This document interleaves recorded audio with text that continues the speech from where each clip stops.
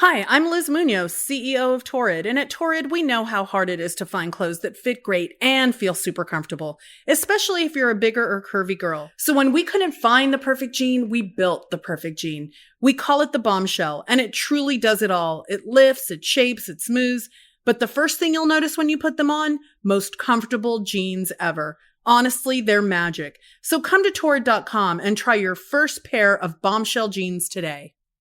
Our affiliates can pick us up. There we go.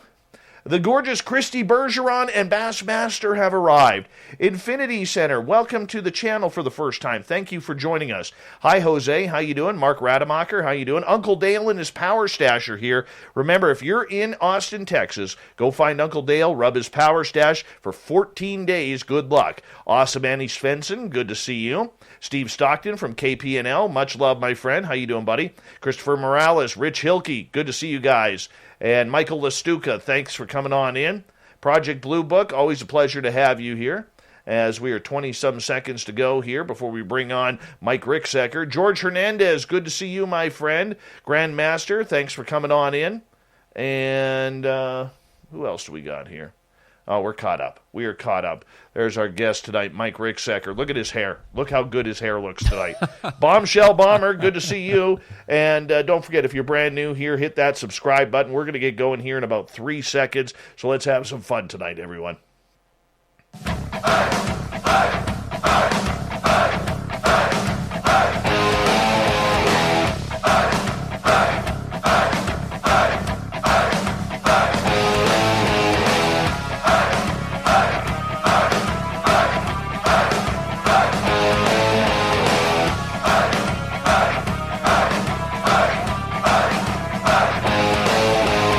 The mountains of central British Columbia to you listening around the world. This, my friends, is Spaced Out Radio. I am your host, Dave Scott, sitting in the captain's chair of SOR headquarters. We welcome you to tonight's show on our terrestrial affiliates around North America, digitally on TalkStream Live, Revolution Radio, and KPNL. All of our archives are free by going to youtube.com/Spaced Out Radio. Do old Davey the favor, hit that subscribe button. You can follow us on Twitter at Spaced Out Radio and on Instagram at Spaced Out Radio Show.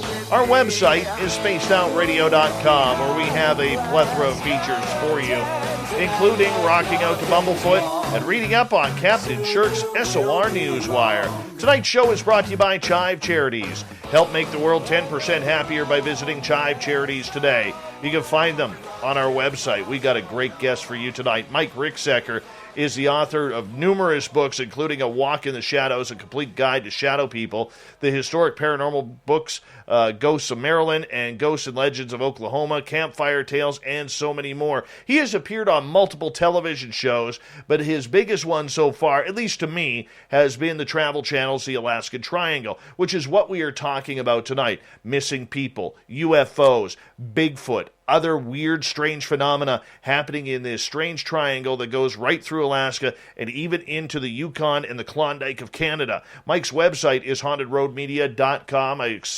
specifically suggest you guys check that out because he is one of the most talented people in this field. Mike, thank you so much again for being a friend of Spaced Out Radios and coming on with us tonight.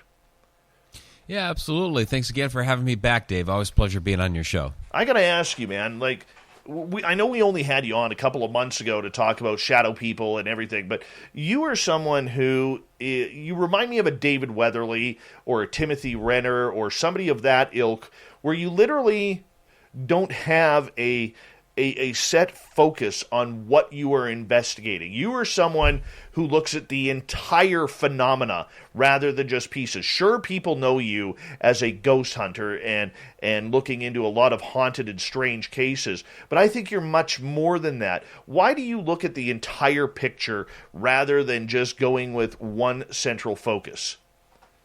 Well, I think you have to. You know, all these different phenomena are connected. The entire universe is connected, which is why I have my latest project, The Connected Universe, in the connecteduniverseportal.com. But all this phenomena is related to each other somehow, some way. And so, yeah, I did a lot with, paranormal investigations, named me the Ghostorian, which is a title that I've used for a long time. But that's really just the tip of the iceberg, and I think a lot of people can kind of use that as a catalyst, as something to kind of introduce them to the deeper aspects of what's going on in this world, the more esoteric knowledge that's out there. Ghosts and hauntings and all that is really just a prelude to all of those deeper topics, and that's really what I'm trying to get to the heart of. And it could be related to ETs and extraterrestrials. We see a lot of this phenomena back in our ancient civilization. So I was just out there in Egypt taking a look at all of that, which was absolutely amazing. And there's a lot of mysteries to uncover here, and we're just getting a glimpse of some of those answers. For you, what is the quest? What is the drive for this, Mike? It's that lost knowledge. What happened early on before our recorded history. Is there a way to really discover that? Because there's I like how Graham Hancock terms it, where he says we are a people with amnesia, that there's something that happened in our distant past that we've forgotten about that really defined the early stages of our humanity. And what exactly was that? Did these lost civilizations have technology, and I don't necessarily mean like computers and all that, but a type of technology that allowed them to access other states of consciousness, perhaps even Stargate technology to take them to other planets, other solar systems. Were we connected to? A lot of people point to the constellation Orion and Sirius. Did we have a way to access that? Are we originally from there? I've been fascinated about Atlantis for a long time as well. What are the secrets behind that? Did all these lost civilizations stem from there? And we see, even with our legends of when we look at ghosts and hauntings and a lot of those customs and belief systems that are in place surrounding all of that, it almost doesn't matter which culture it actually stems from. There are seeds of knowledge that are embedded in there that seem to all harken back to the same thing. They may call it something different. There may be different terms and different legends and lore surrounding all of it, but it seems like the root of it, those nuggets of truth are similar throughout all of these cultures.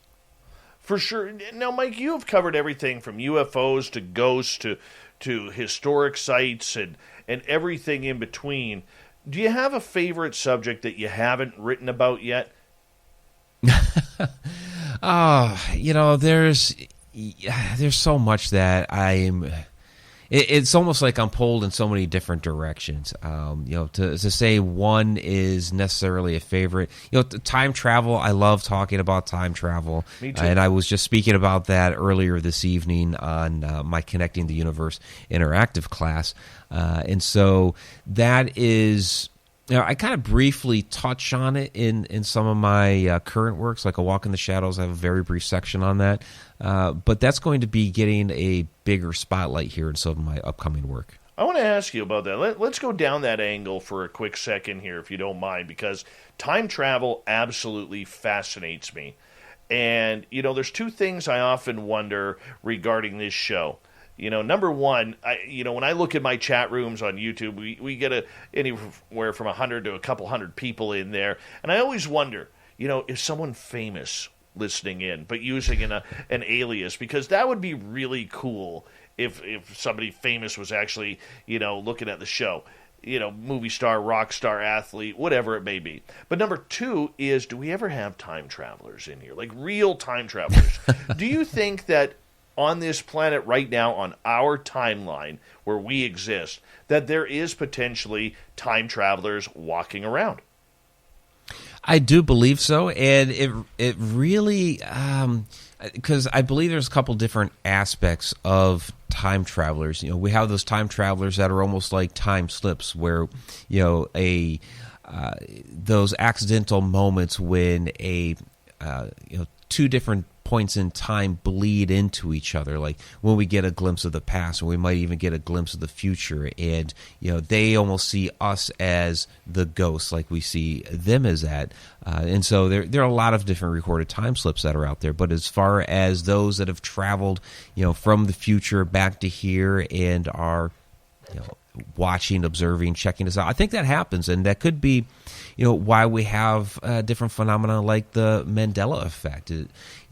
Did some of these time travelers go back to a certain point in time in the past, and something got changed, and that's why we remember things a little bit differently? And when we actually look and examine, we're like, okay, that's not the way it was recorded in our history, but we remember it differently. So did a time traveler go back and accidentally interact with the world and change something?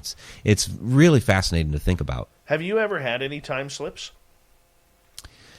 Possibly. So there's a story that I like to tell at it's a restaurant called Johnny V's in Muskogee, Oklahoma, in which there was a shadow that I witnessed that just darted across the room. And it seemed like when I walked into this room, it was the kitchen, it seemed like I scared it. And perhaps it saw me as the shadow or saw me as the ghost. But when it darted across the room and it blew through, it sounded like, in any case, that it blew through this side door, which was just a little flimsy metal door that waiters and waitresses would use to carry food through. You could tap it with your finger and the thing would move. But you heard it slam into that door, and the door didn't move at all. So when I've written about this, when I've talked about this, I've always postulated the idea that this was something that was interdimensional, that on its plane of existence, it probably blew right through that door and into the dining room area.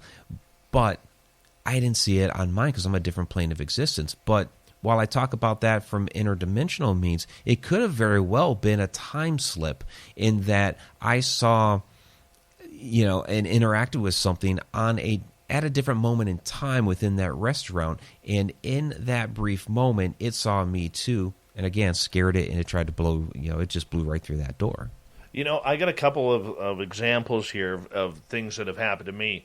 Way before I ever got into this, I was working in downtown Vancouver at the radio station, and the exact same intersection, once going west and once going east. I'm sitting at the red light. I watch the light turn green. I put my foot on the gas, and I start to head into the intersection, only to have horns honking at me because the light is red. And it happened once going west and once going east about 4 months later. It was the trippiest thing, man, that I've had happen while driving. Scary. It's scary when that happens. Yeah, dangerous place to have that happen at. Yeah. But, thankfully, nothing happened drastically. There was no accident or anything like that. And thankfully, there was no red light cameras there either, which is nice because I didn't get a ticket, which is good. Well, that's good. But the second time where you talk about whether or not they're seeing us on a dimension, we were doing a ghost tour a couple of years ago. There were 9 of us walking along the old Gold Rush Trail here. And we literally stopped, and we were surrounded. We started getting activity. 9 of us had, whether or not you believe in K2 meters, I don't really care. I think they do work. We had 9 of us there, and all 9 K2 meters were spiking at red. And here we are, trying to communicate. We found out that it was a Chinese man, Chinese woman, walking the Gold Rush Trail, going up to Barkerville here in British Columbia, which is a historic town where there was a large Chinese community that literally helped build British Columbia, and they were on their way there. And so after about 10, 15 minutes of speaking with them, okay, and getting results on all 9 K2 meters, 8 or 9, one of the two, we literally said, okay, good night, goodbye. And yet the meters were still activated. And we couldn't figure out why the meters were still going on. Like we said goodbye, they could continue on their route. But here was the weird thing, and this is what tripped me out. I start walking down the path because all of a sudden I'm thinking, okay, it's not just 2 people. They're likely to have a horse or 2 and a buggy in order to carry their things across the land, because at that time the land was pretty rough. And Sure. Mike, swear to God, I walked down the path.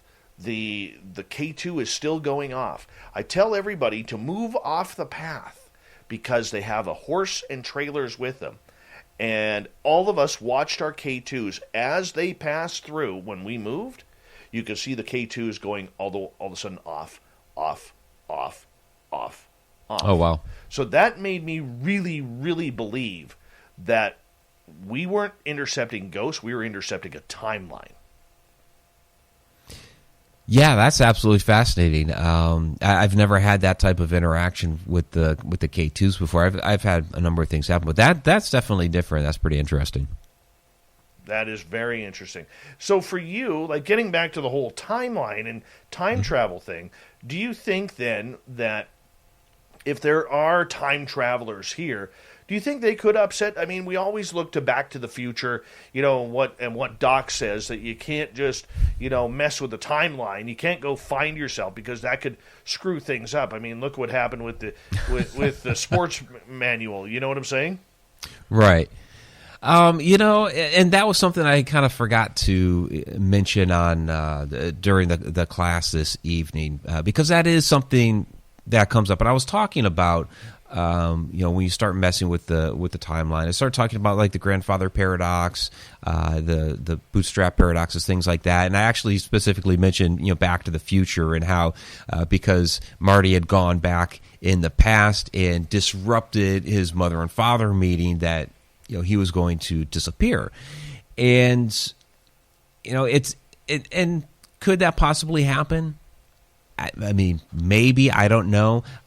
You hear different people talk about if you create a paradox like that, it's actually going to make the world blow up and things like that. And I think that people postulate that because the math doesn't work out, and a lot of our theories are stem from all these different mathematical formulas that they've come up. When we talk about things like the multiverse, you'll have quantum physicists that say, oh yes, we can mathematically show that multiverse is possible, but to actually physically show it, we haven't been able to do that yet. So we have a lot of this that's rooted in mathematics, and so when you start talking about time travel and people coming from the future back to the past, playing around with the timeline, it just does not compute mathematically. So what happens? And so you say, okay, we're going to the universe is going to explode if we create one of these paradoxes. And I don't necessarily believe that's the case. I think that somebody could come from the future, manipulate what's happening now. That'll change things on us, but I think it does become more of like the Mandela effect thing, where we'll have this memory in our minds, even though the physical proof we see today looks different because something got changed, but our consciousness still somewhere in there recalls what happened in a previous timeline. That makes sense. Mike, do you think then that people who claim to see these dinosaurs, whether they're thunderbirds or pterodactyls or even these Tyrannosaurus rexes, these mini Tyrannosauruses or raptors that are running around Texas, or maybe sea monsters like the Loch Ness Monster or Ogopogo or Champ, are maybe seeing into a previous timeline? Yeah, that's always possible. Yeah, I've heard reports like that. Is that how people are seeing the Bigfoot sightings? Is there some sort of time slip that's happening at that moment, and they're able to see something like Bigfoot or some of these other different cryptids? That's always a possibility too. I mean, we know it happens, and one of my favorite time slip stories happens to be at the Conjuring House. We covered that in the Shadow Dimension docuseries. Please watch that free on Tubi TV. But it's where Andrea Perron and her mother saw this. Basically, it was a family from the 1700s just all of a sudden morphed into their dining room. The wife is cooking over the fire. The children are playing around. There's a couple of men sitting at a table, and they turn and they look at Andrea and her mother Carolyn and say, "Well, would you look at that? Like Andrea and Carolyn are the ghosts. And, the image ended up fading away, but, that house is charged. There's an energy there. You have this, open well in the basement. Water is inside of that. The walls are made of limestone capped with granite blocks. So it's like this little, electric chamber, this little power plant that's there. So do you have these different locations around the earth that are, charged with energy like that? We talk about, ley lines and telluric currents and these nodes that are able to cross and produce energy like this. Is that happening at these different locations in causing these, various time slips for us to see into the distant past, or maybe sometimes we're even seeing into the distant future, and that's why we're seeing some of these unusual craft too. Though, I just think, though, that a lot of these dinosaur sightings that people claim, I mean, it would be nothing. Like, you take the Thunderbird, for instance, that a lot of people have claimed to see. A 40-foot bird, number one, would show up on radar. Number two, even more disgusting, is it would leave one hell of a big dropping. It really would. Like, you would see cars repainted, trees repainted, houses repainted, fishermen repainted, because birds always seem to poop on fishermen. You would see all of this, and yet we don't. Yeah. What happens with with the waste like that? I don't know. What's interesting is, since you mentioned Thunderbirds, kind of the reverse of that, and since we're going to be talking about the Alaska Triangle tonight, one of the stories that we covered for the Alaska Triangle was a missing Douglas Skymaster airplane back in 1950. And one of the ideas of how this airplane went missing was, did a portal to another dimension or another place in space-time, did that open up and basically swallow this thing? Because there's no wreckage, nothing was ever found of this thing. So if that's true, if it did disappear into a portal, the question becomes, where did it go? And one of the possibilities is that it went to another place in time. So let's say it went... It's my daughter's having a sleepover with 5 of her friends, but I know just the place to go to get something for everybody, and just a little something for myself too meal. There's a meal for every moment on the McDonald's $1, $2, $3 menu. Like a 4 for $4 deal. Get a McDouble and add 4-piece chicken McNuggets, small fries, and a medium soft drink for $4. Prices and participation may vary. Cannot be combined with combo meal. Dine in style with the August gift of the month at Pearl River Resort and Casinos. Visit Thursday through Sunday beginning August 5th to win a beautiful set of ceramic dinnerware from celebrity chef Robert Irvine.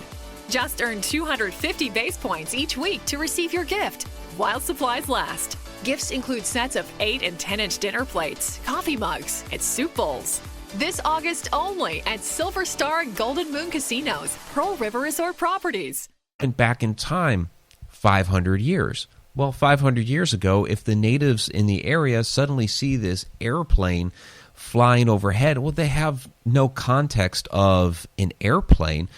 They're going to think it's some sort of giant bird with large wingspans. That's very loud, which is everything that you hear and read about in the Thunderbird legends. So were some of these old Thunderbird legends actually sightings of our modern airplanes that just happen to come through, some sort of, whether they actually physically ended up there through a portal, or was it some sort of time slip where they just briefly saw that airplane for a moment? Oh, goodness, I don't know. I really don't know, as we got about just over 90 seconds here before we have to go to break at the top of the hour, or at the bottom of the hour, pardon me. Mike Ricksecker is our guest tonight on Spaced Out Radio. We're going to be heading into the Alaskan Triangle. Mike, we could carry this over right through to the break here, but what makes Alaska so special? Oh, they call it the last frontier, and it really is. People don't realize how extensively massive it is. I mean, it's like 2.5 times the size of Texas, and a lot of it is really uncharted and unexplored. There are pockets up there that people just they seriously have no idea what's there, and so it's become a haven for all these different legends and lore. It's a very mysterious location. It's also a location that the majority of the population is within, I believe, less than 50 miles of the ocean. And there's not much in between. Right. Yeah, I mean, the population's going to stay near the water. That's where they've made so much of their livelihood with the fishing industry, and then of course the shipping and trying to get around the islands there. So it's mostly on the water. You have very few things inland. I mean, Fairbanks, and that's kind of about it. So it leaves a lot to chance in between. All right, Mike, I'm going to get you to hold on right there because we are going to go to break here at the bottom of the hour. Author, ghostorian, television star, the great-haired Mike Ricksecker is here on Spaced Out Radio tonight, where we are going to be talking about the Alaskan Triangle. What is really going on there? Do we need another triangle in this world? Apparently we do, because this one is weird. Bigfoot, UFOs, aliens, any type of cryptid creature in between, ghosts. The triangle has it all. We're going to get into it with Mike Ricksecker next on Spaced Out Radio. His website is hauntedroadmedia.com. Check it on out. We'll be back right after this message.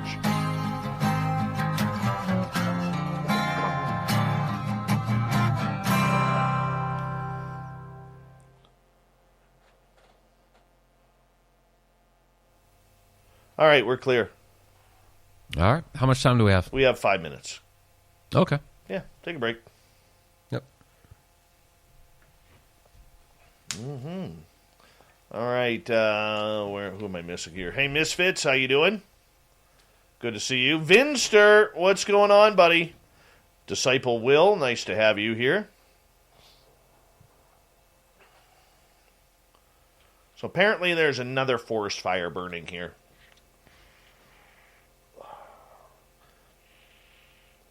Honestly, it's getting hard to breathe. It really sucks here right now. Hey, little Deborah. How you doing? Morning, Jim Morris. How you doing, buddy? And, there's Bigfoot Michigan Rob. Best he can do is $3.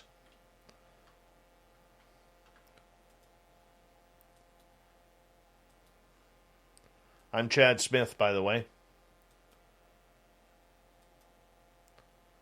Well, that's nice.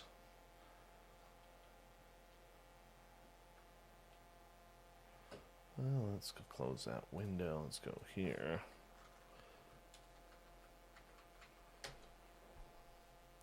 Sorry if I'm quiet. I'm just trying to get an update on this latest forest fire, if there is any. There's a nice satellite image of everything that's burned. Yeah.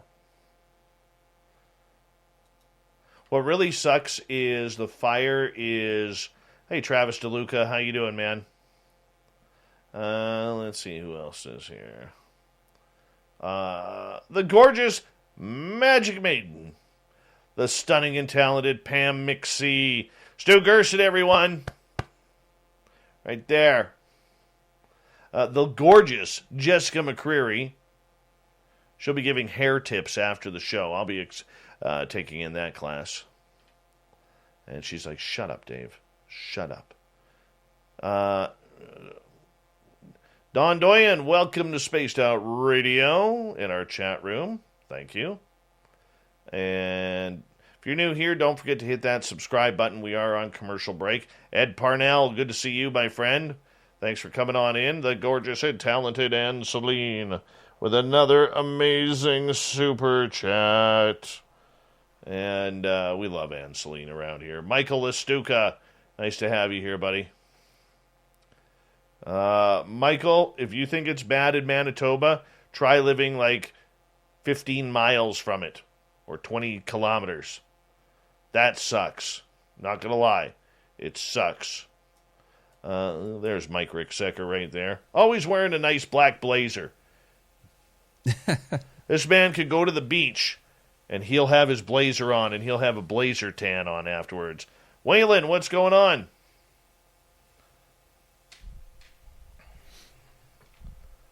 I'll see if I can show you a picture here. 1 second here.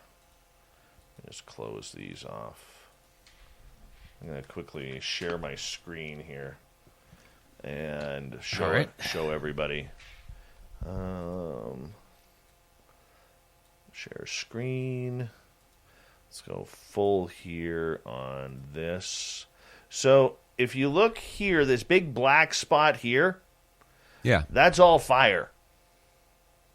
Oh, wow. That's all burned area. This is my town right here. And I live... Yeah, you're not far. I live like right up... let's see, where am I? I'm like right... No, that's Lac-La-Hache. So I'm about right here. Right there is where I live. Right there. Yeah, that's not too far at all. Yeah, no. Be safe, my friend. Yeah. Oh, yeah. I mean, that's... I wish I could... see if I could zoom in. No, they're not going to let me zoom in on that.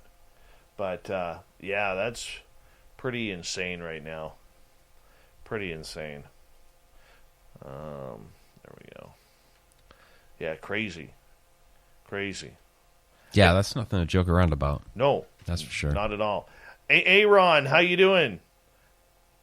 Chad Smith. I'm Chad Smith. And I don't know how that became a joke, but it has. And a big thank you to Ann ×2, Snakes, Dave, Sally, and Ed for the amazing super chats. It's a great way to support what we do on this show on a nightly basis. Thank you to all of our new subscribers. Thank you so much for hitting that subscribe button. We really appreciate it. And to all the veterans out there who tuned on in, we love you, and thank you for letting us be a part of your evening. All right, we'll get going here in 5 seconds, Mike.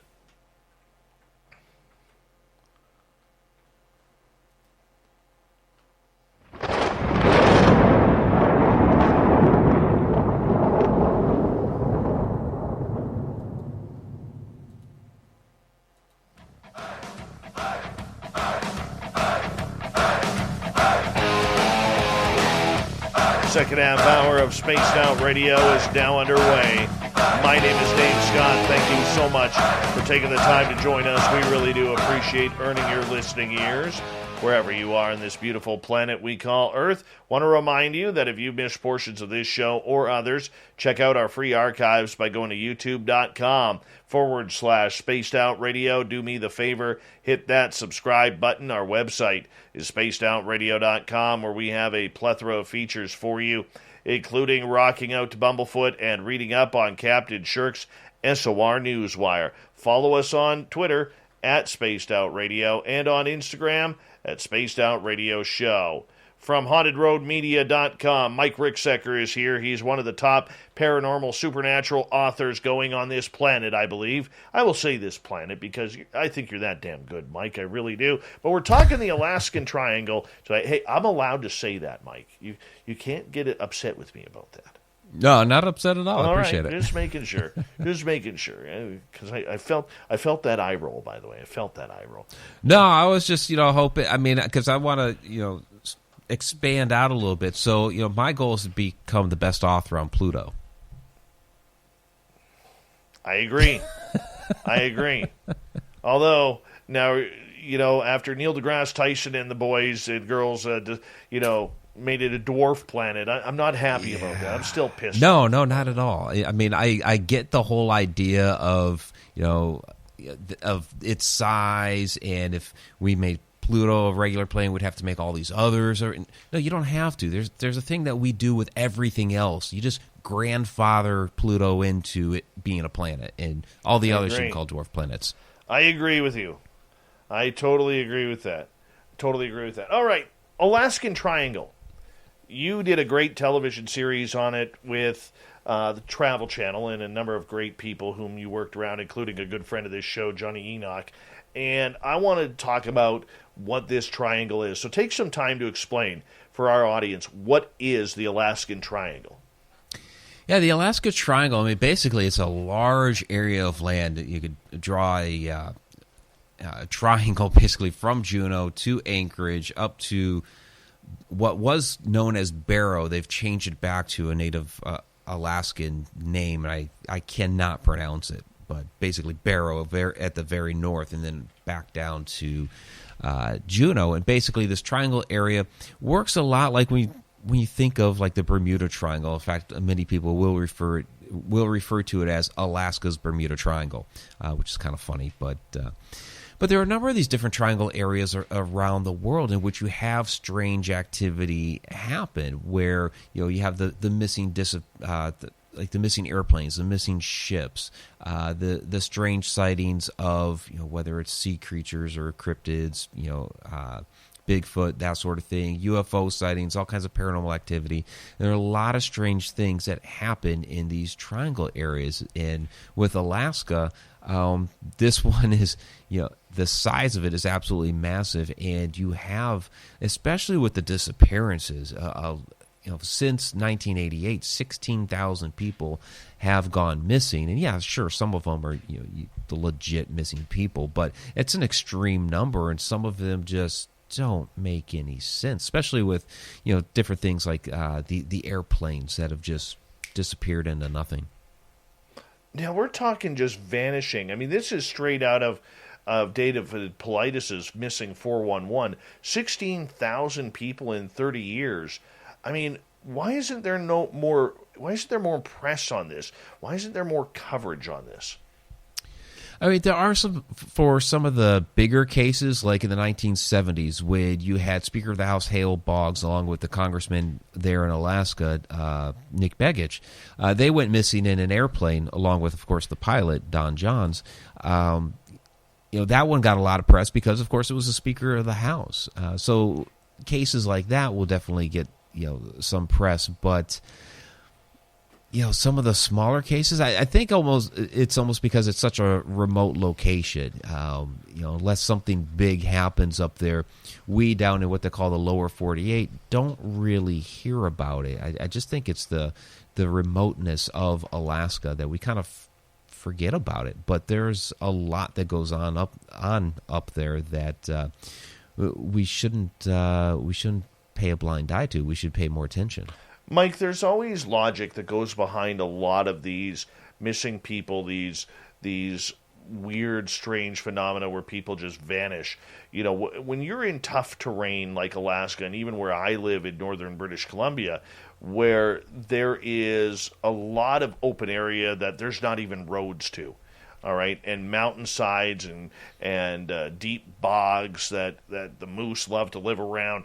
I mean, we're talking a lot of wilderness here. How many of these areas do you think or these missing people or missing planes are just people who do not understand the terrain, or maybe get caught up because the weather can change so quickly? Yeah, that can certainly happen. Some of these are certainly going to be legitimate cases, and you hear about people that do get rescued, that or find their way back, and they explain that I had just gone off the trail for a second. I thought I saw something there, and then they try to get back on the trail, and somehow, some way, they just completely lose it. They lose track, even though they'd only been off the trail for like a minute or had not gone too far, and all of a sudden they're trapped out in the woods for a week or two, and so you do get people that come back and say, "This is what happened to me." The missing airplanes is a little bit harder to really excuse. I mean, ones that get trapped into weather, okay, fine, but with that plane that we already talked about. With Hale Boggs, the pilot Don Johns, he was a seasoned pilot. He had been making those flights for a long time, so he knew the air there really well. The other one we already mentioned, the Douglas Skymaster in 1950. it was a relatively clear day. There was no nasty weather, and they were just making a routine flight. And all of a sudden, poof, the whole thing went missing. So some of them are a little bit harder to explain, while, yeah, some of them are going to be just, legitimate, straight-up missing persons cases. That's intriguing for that. I mean, these planes have beacons. They have radar. They have signals in case they get into an SOS type situation. Nothing's been heard from these? No. There's a handful where they cannot find them at all. What happened to them? Where'd they go? Now, back in the day, we didn't have the black boxes. We have that now. So, like the 1950s Skymaster, you're not going to have a black box in that. But what's really interesting about that particular case is a couple weeks later, there was a smaller plane around the same area where they lost contact with that Skymaster that went down. The crew was okay, but they found that plane immediately. There was no problem in trying to locate it. So, why is it they had such a harder time trying to find this huge plane where, the smaller one was not a problem? So things like that are, very strange. So for you, what do you think is going on here? There's a lot of different things that could be going on up there. I think it has a lot to do with the electromagnetic activity that's going on up there. It's a very volatile area to begin with, so people don't really realize it. But there was, although maybe somebody caught the news I think it was last week. It was an 8.2 earthquake that was out in the ocean. So there were some tsunami warnings. Nothing really came of that, but very volatile as far as the land. So you have a lot of earthquakes up there. There's volcanic activity up there. When I was stationed up in Alaska for 3 years, from 1992 to 95. When I stepped off the airplane, there was still ash falling from the sky because there had been a recent eruption from Mount Spur in the area. So it's like that was my first introduction to Alaska. Snow on the ground and ash falling from the sky. It was crazy. And then a couple months later, we had a 6.5 magnitude earthquake, which where I was located, it sounded like a cannon going off. That was kind of crazy. And another bizarre thing that happened within the first few months of me being stationed up there was an airplane that was taking off from the Anchorage airport, and the engine just fell right off the plane. And so they had to turn around, head back to the airport. It crashed into a supermarket parking lot. Somehow nobody got hurt, which was amazing. But it's just, these sudden things when I first got up there, boom, boom, boom. And it's like, okay, there are bizarre things that happen up here. And I think a lot of it, like I said, has to do with just the volatility of the area. You have all this, geological upheaval. It's also getting pelted with, people are familiar with the Aurora Borealis, but, what is that? Well, that's the solar wind coming from the sun. All these electrons and protons and electrons that are coming from the sun at that area at the top of the Earth, it's not as well protected. So it hits the ionosphere up there. You have the protons and electrons that are interacting with that because it's thinner. We see this interaction that occurs up there. And so, any significant solar wind that occurs and hits that area, you're going to have a more electrically charged atmosphere. So you have all of these different conditions that are creating this environment where it's almost like anything goes. What do the locals say about all of this? They have a lot of different legends and lore, of course, especially when it comes to a number of the different cryptid sightings. When it comes to the earthquakes, it's almost like, kind of almost like, Californians have that, when it's a smaller earthquake, they're like, that was nothing. So that's kind of their take on the earthquakes up there. But especially the, Native Alaskan legends, they have their, different, I don't want to call them deities, but basically, they're different creatures or different legends up there of what is interacting with the landscape, is interacting with the people. So you have a lot of that. It makes it for a much more mysterious location. A lot of people attribute the activity up there to UFOs and extraterrestrials, which are a lot of UFO sightings up there as well. And being on Elmendorf Air Force Base, there was some talk and some discussion. I wasn't privy to anything like that there, but something I got asked about a lot up there. Are you involved with anything with the UFOs there? It's like, no, I'm not, but people talked about it. Real estate agents can get full visibility into their client's loan status and help them get to closing faster with Rocket Pro Insight. Sign up today at rocketpro.com/real estate. Offer cost information conditions. Equal housing lender. Licensed in all 50 states. MLSConsumerAccess.org number 3030. Sun, surf, and seduction collide as 4 Americans return to exotic islands, hoping their sexy romances can turn into forever. Love in Paradise, the Caribbean, a 90-day story, streaming now only on Discovery Plus. Start your free trial. Terms apply. Oh, what were they saying, Mike? Oh, I mean, that they existed, of course. I mean, like I said, I wasn't involved with it, but, people were seeing things in the sky, and so I'd get asked, different questions. Mostly with me, I didn't see much of the sky because I was in the basement of the Alaska Command Building most of the time in a secure facility. So, there were no windows down there, so I didn't see much of that. But people asked questions. Oh, very true, very true. Mike Ricksecker is our guest tonight on Spaced Out Radio. Mike, before we get into the cryptid talk, and I want to get into that next half hour, a lot of those legends, but I look at it too. Like a couple weeks ago, there was a story about a gentleman who literally for 5-6 days was fighting off a grizzly bear that was trying to kill him at his cabin. The bear had ripped off the door. It would come in and attack at night. And, during the day, the bear would wander off. It had dragged him down to the creek below a couple of times, but he was able to get away.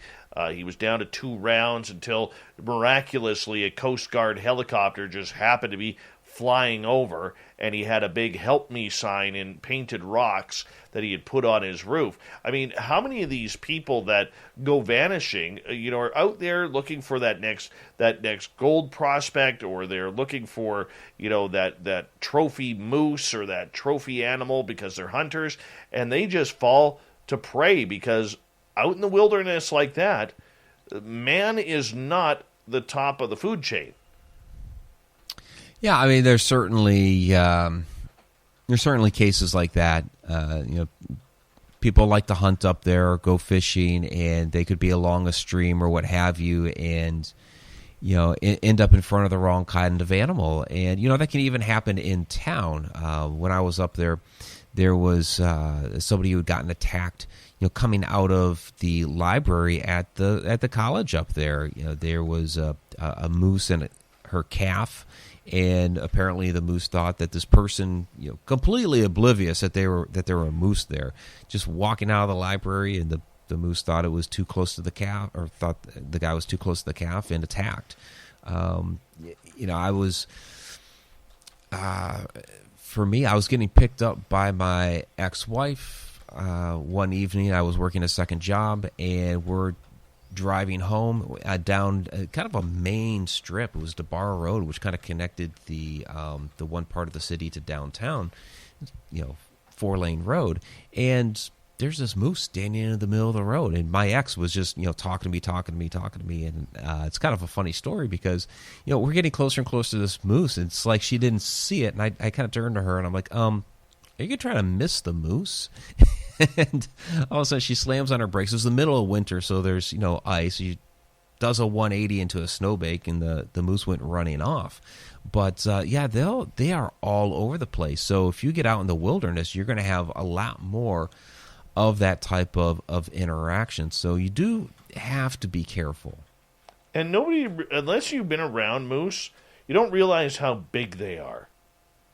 Oh yeah, they're absolutely massive. They will. You hit one with your car, you're going to total your car. Yeah, they're massive. I have seen accidents up here where Moose versus like even an F-350 Ford Super Duty truck, and that truck is totaled.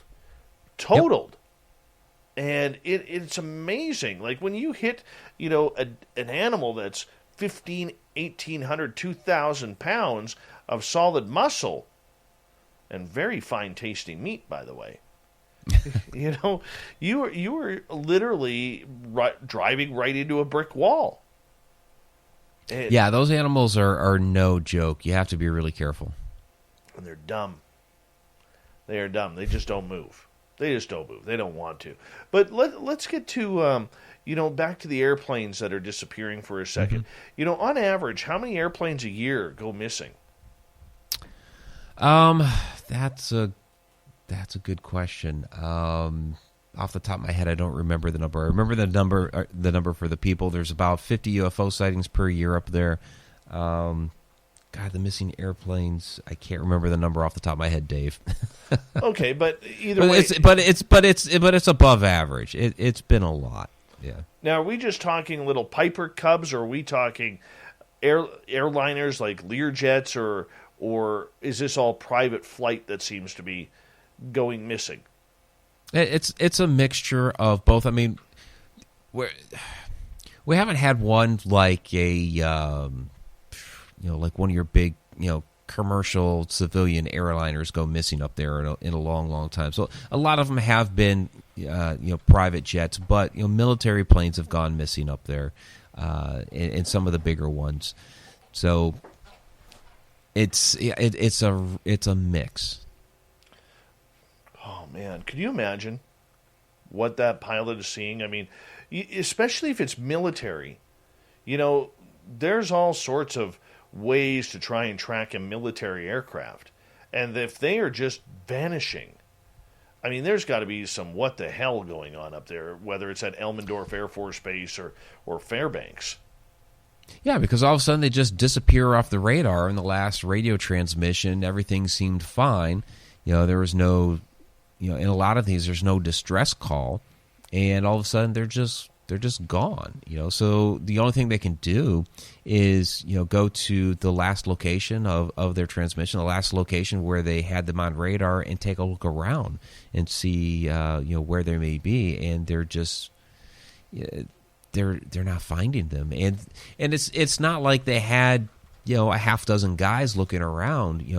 In a lot of these investigations, there are millions of dollars spent, thousands of people that are out there looking for them, and not a trace. So, with 4 minutes to go here, what do you think's happening to these airplanes? Are they running out of fuel, or are they just flying into the oblivion that we don't know? Yeah, they're not going to be running out of fuel because they're prepared for these flights. They're not getting caught up in weather where they have to keep flying around until they can land. They're well prepared as far as fuel. Some of them, just seemingly fly off into in oblivion. Are they getting trapped into some sort of portal? We don't know. Interesting stories you hear with the UFOs. Excuse me. Like the 1986 flight with the Japanese airlines, where they were being tracked by a UFO up there, and so some of the ideas are did a UFO take the airplane somehow? So there are those types of speculations as well. I know you don't like to speculate, but what does Mike Ricksecker believe? Well, I like the idea of the of like that missing Douglas Skymaster getting or finding itself through a portal, through that tunnel. We've seen, like with Bruce Gernon down in the Bermuda Triangle, where he got trapped in one of these portals, but came out on the other side. Now somehow he traveled 100 miles in 3 minutes, and from somewhere out there in the Atlantic ended up by Miami, far sooner than he was supposed to be. So does something like that happen with the Douglas Skymaster? It's possible. I like the idea of like I was talking about earlier with the Thunderbirds, that's where some of these legends came from. Another thing with that Douglas Skymaster is that They did pick up some strange radio chatter not long after, even though they could not find this airplane. So they don't know for sure whether that chatter came from those missing from the Douglas, because it was kind of indiscernible. But we've seen in other cases where when we've seen things like time slips or something happening interdimensionally, where we may get some feedback via audio, where the visual aspect of it is not quite coherent. We're still getting audio back because it works on a different frequency. We're getting that back through the portal, and so we're able to hear it. So is that what was happening with that radio chatter that could have been from that Douglas Skymaster? It's a possibility. We got a minute to go here. In next half hour, we're going to get into the cryptid side of everything. But looking at the map of this, it seems to also run into Canada. Has a lot of these incidents happened in the Yukon of Canada as well?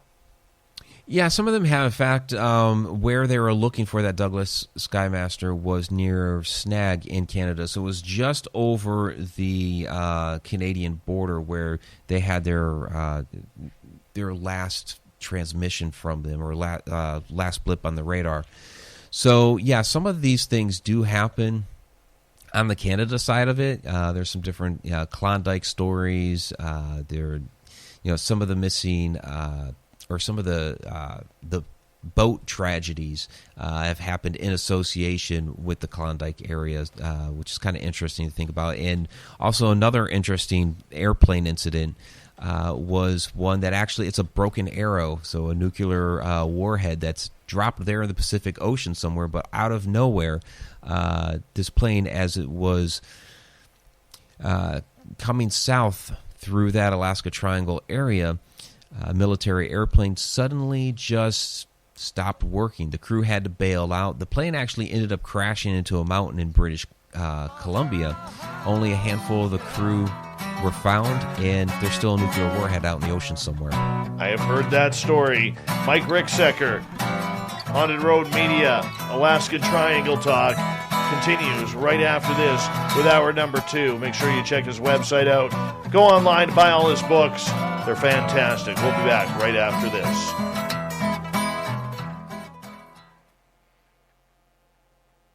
All right, my friend, I'm just going to run my dogs out. I'll be right back. We got 6 minutes, okay? All right, sounds good. All right, bud. Be right back, people. Be right back. I'm Chad Smith.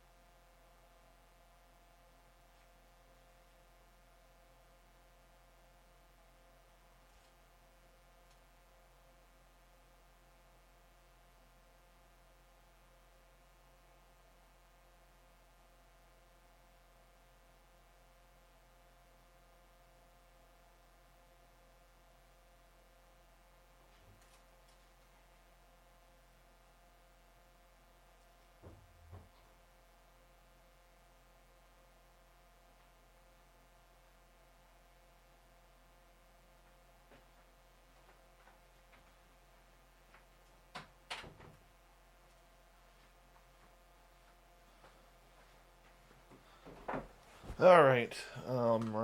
Right back here. And push those up so I can see. There's Mike Ricksecker, and I'm here too.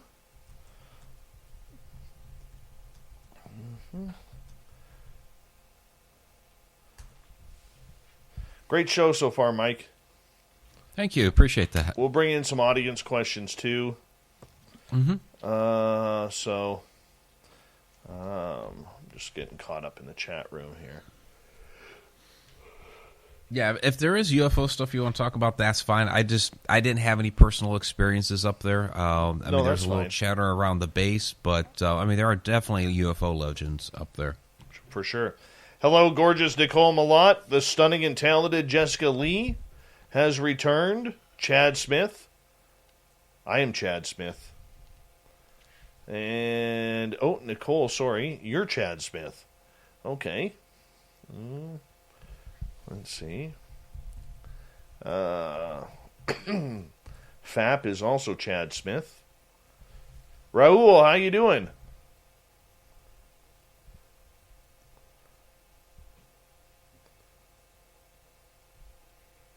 My goodness, chat room is bopping tonight. Bim Jim, how are you, man? And here we go with hour 2, everyone.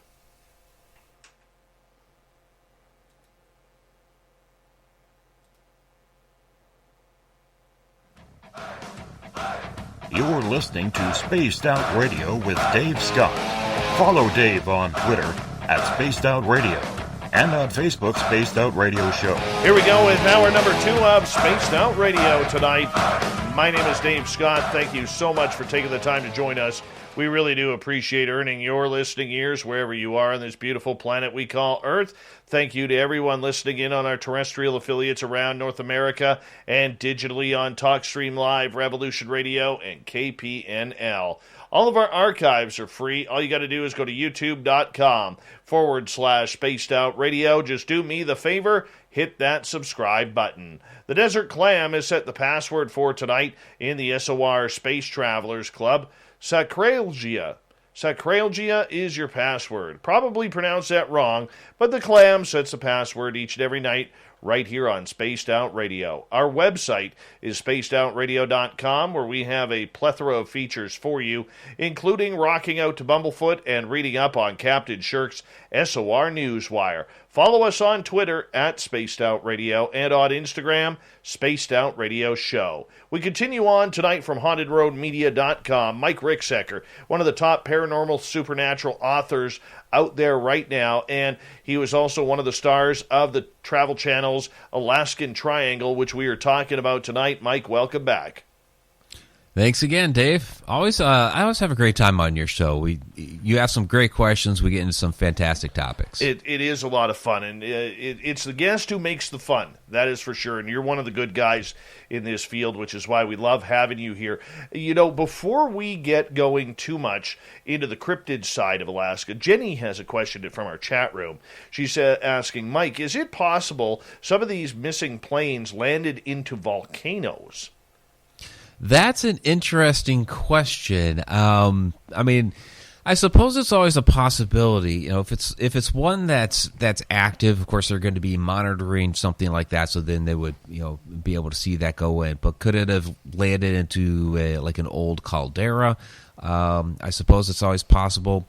One of the things that they talk about that's always a possibility for some of these missing airplanes is a lot of these glaciers up there. They have those large crevasses that extend down to great depths. So if one of those planes ended up down one of those crevasses, it would be very difficult to know that it's down there. So there are definitely some nooks and crannies up there in Alaska that some of these could slip into, and you never find them. All right, another question from Vinny. Were you ever, or did you ever see the videos of a black object in front of the sun in Alaska? I have not seen the videos. I've heard about that. What's interesting about Alaska is you hear these stories about, black this and black that. There's, the Black Pyramid in Alaska and things like that. So, I haven't seen those videos. But the other thing that you get up there in Alaska are like the strange trumpets the sound of the trumpets that come out of nowhere. So it's a bizarre area. Do you think the Northern Lights play a role in this? Well, that's what I was talking about with the Aurora Borealis before.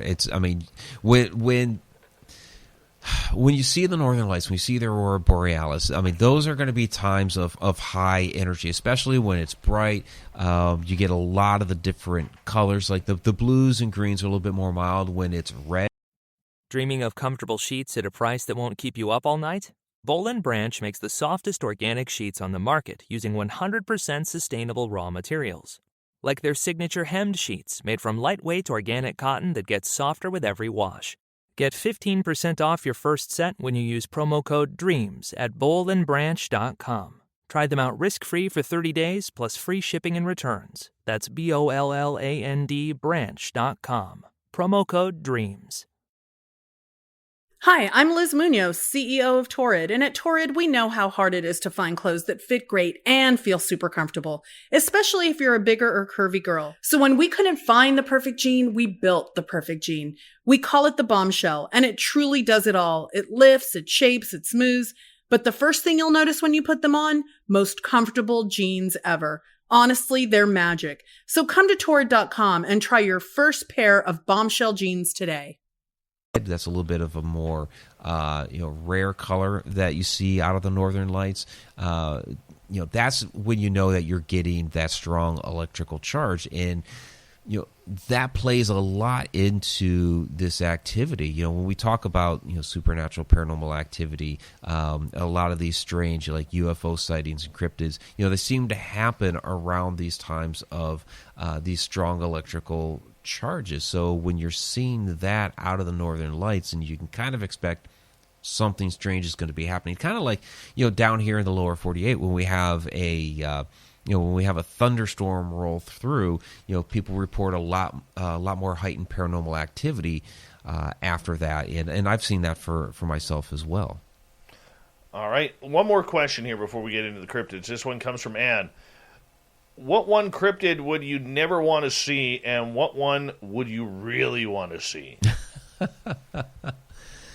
Wow, that's a interesting question. Well, of course, I would want to see a Sasquatch, and preferably not blurry, just to say, hey, I finally saw one.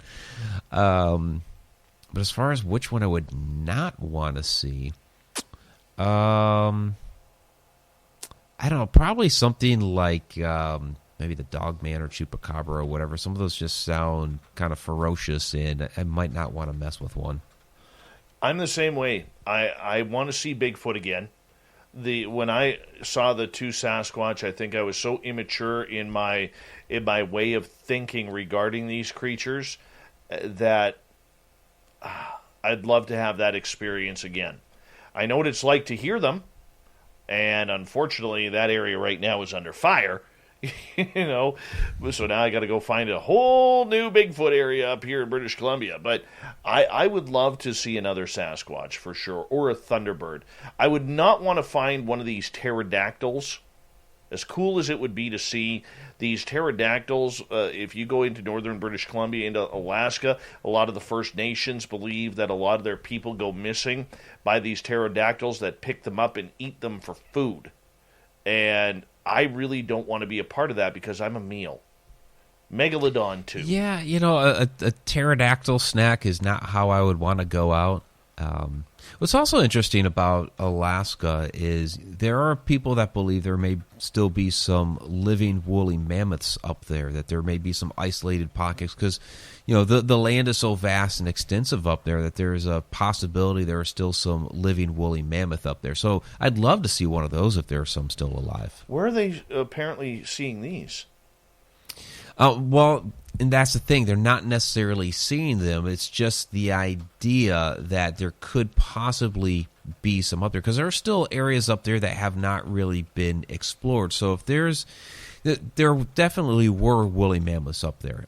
They've come across those fossils. They have come across just frozen carcasses in the ice where the meat is still there on the bones, which is pretty fascinating to think about. So, given that they still have essentially fresh woolly mammoths that they're pulling up out of the ice, there's the idea that's been proliferated that there could be some still some small isolated pockets up there. They believe that in Russia too.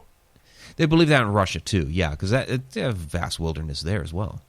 All right, Mike Ricksecker is our guest tonight on Spaced Out Radio. Let's get into the cryptid side of everything, because the more north you go, the bigger everything gets. Like if you were to take a moose from my area and take one of them giant Alaskan mooses, they're almost double the size.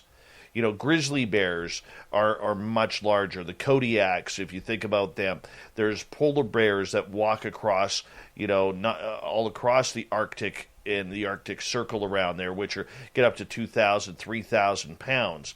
I mean, we're dealing with some major animals up there. I've even heard from a lot of First Nations people that the Sasquatch that are seen in that area near the Alaskan border, near the Yukon border into British Columbia, are around 12 to 15 feet tall, not the 7 to 8 footers that we seem to report around Washington State and British Columbia and Oregon, California. So everything seems to get a little bit larger the more north we go. So what kind of cryptids are you hearing from your investigations there? Yeah, you're right about that. The animals are definitely bigger up there. When I drove out of Alaska, which was pretty crazy, especially with how young I was at the time, and it was the start of the winter season, and we did it in a geoprism. I don't recommend doing that. Dude. Yeah, it was nuts, and we were following a snowstorm all the way out. But I was actually blessed on that trip where we're coming down off this ridge. I have no idea where in Alaska we were at the time. We may have been lost. I don't know. The storm had kind of cleared for a moment, so the moon was glistening off of the new fallen snow. And there at the bottom of the ridge, in like this little valley, was this herd of caribou, and they're all over the road. I just kind of like drove slowly as I got up. They're huge. They were these massive caribou, but they parted like water as I just kind of slowly inched my way through. It was absolutely beautiful. But yeah, they were huge. For cryptids up there, you of course hear about the thunderbirds. The Lake Iliamna monster is really fascinating because they do have some video footage of this thing, and I mean. The footage that they captured essentially looks like a really long snake, but they basically call this like the Loch Ness Monster of Alaska.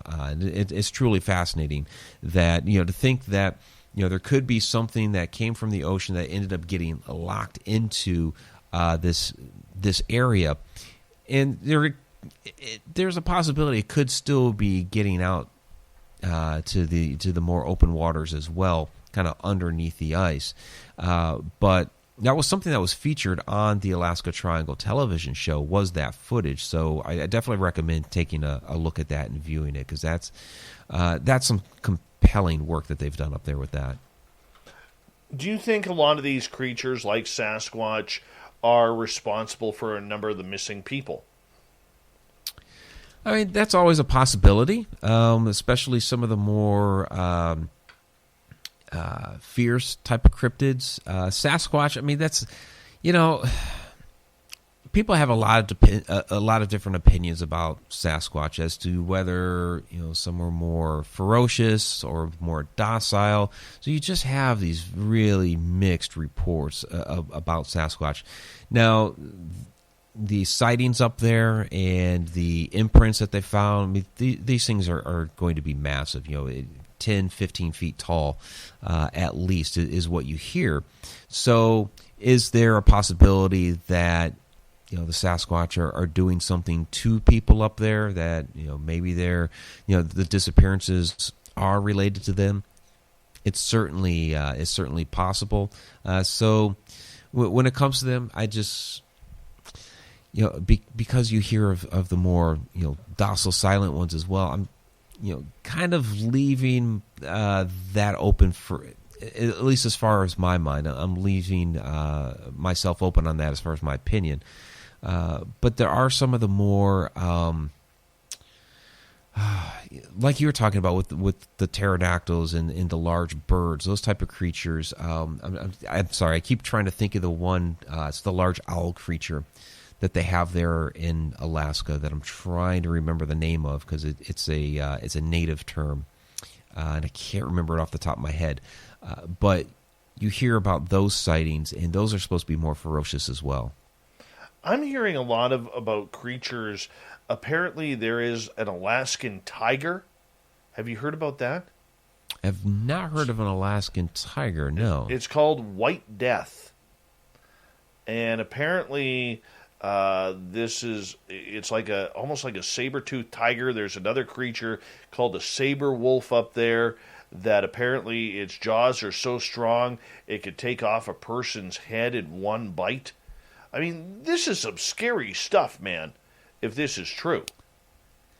Yeah, if it's true. Because, there are stories that proliferate for sure. There is a strong wolf population there in Alaska. And again, like you said, they're larger too. So you do have to be very careful with the wolves up there. As far as like a saber-toothed wolf, I guess that's open for discussion.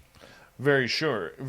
But, how much of this rides on the legends and the antiquated stories of the First Nations people up there? Because they are, the indigenous tribes have been up there surviving for thousands of years. Why, we don't know, but that's where they chose home. And, we look at it and, they're in tune so well with Mother Earth and nature and everything. The stories that they have about these incredible creatures just never seems to go away. How much did you study on the First Nations cultures up there? Yeah, and you have to. That's a good question, and you have to take all of that into consideration. The indigenous tribes up there, they witnessed something for sure, and so you see that with any of our indigenous peoples around the continent is they have that tradition, that oral tradition that they've passed down, and a lot of people will try to discredit that with oral tradition things can get changed. Somebody could embellish something. Kind of like the whole operator game that we played when we were kids in the classroom. And by the time the story got to the end, it was completely different. But the First Peoples will maintain that no, they were very meticulous with their storytelling. That when they passed that down, even though it was an oral tradition, they made sure and they were very responsible to keep the story exactly the same through all the years. And the problem with that is you have to take them at their word for that because there's nothing written down until, in recent times where we've written down the stories that they've told. So I'd like to believe them. And talking with a lot of indigenous people, they seem so very honest to me. They are very in tune to their surroundings, and they are very proud of their culture. So when they talk about seeing some of these different things, or they have a legend that's been passed down through the years, I like to believe that these people saw something that, and this is in their context.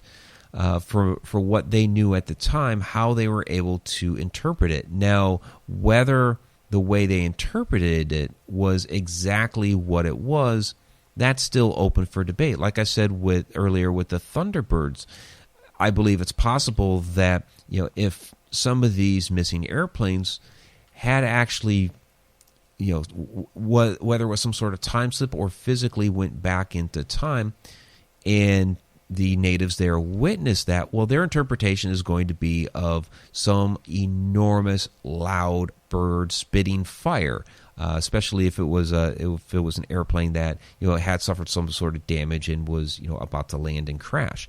So their context and their interpretation may be different than what it actually was, but like with all legend and lore, there's going to be some grain of truth in there, and it's a matter of trying to decipher what exactly that truth is.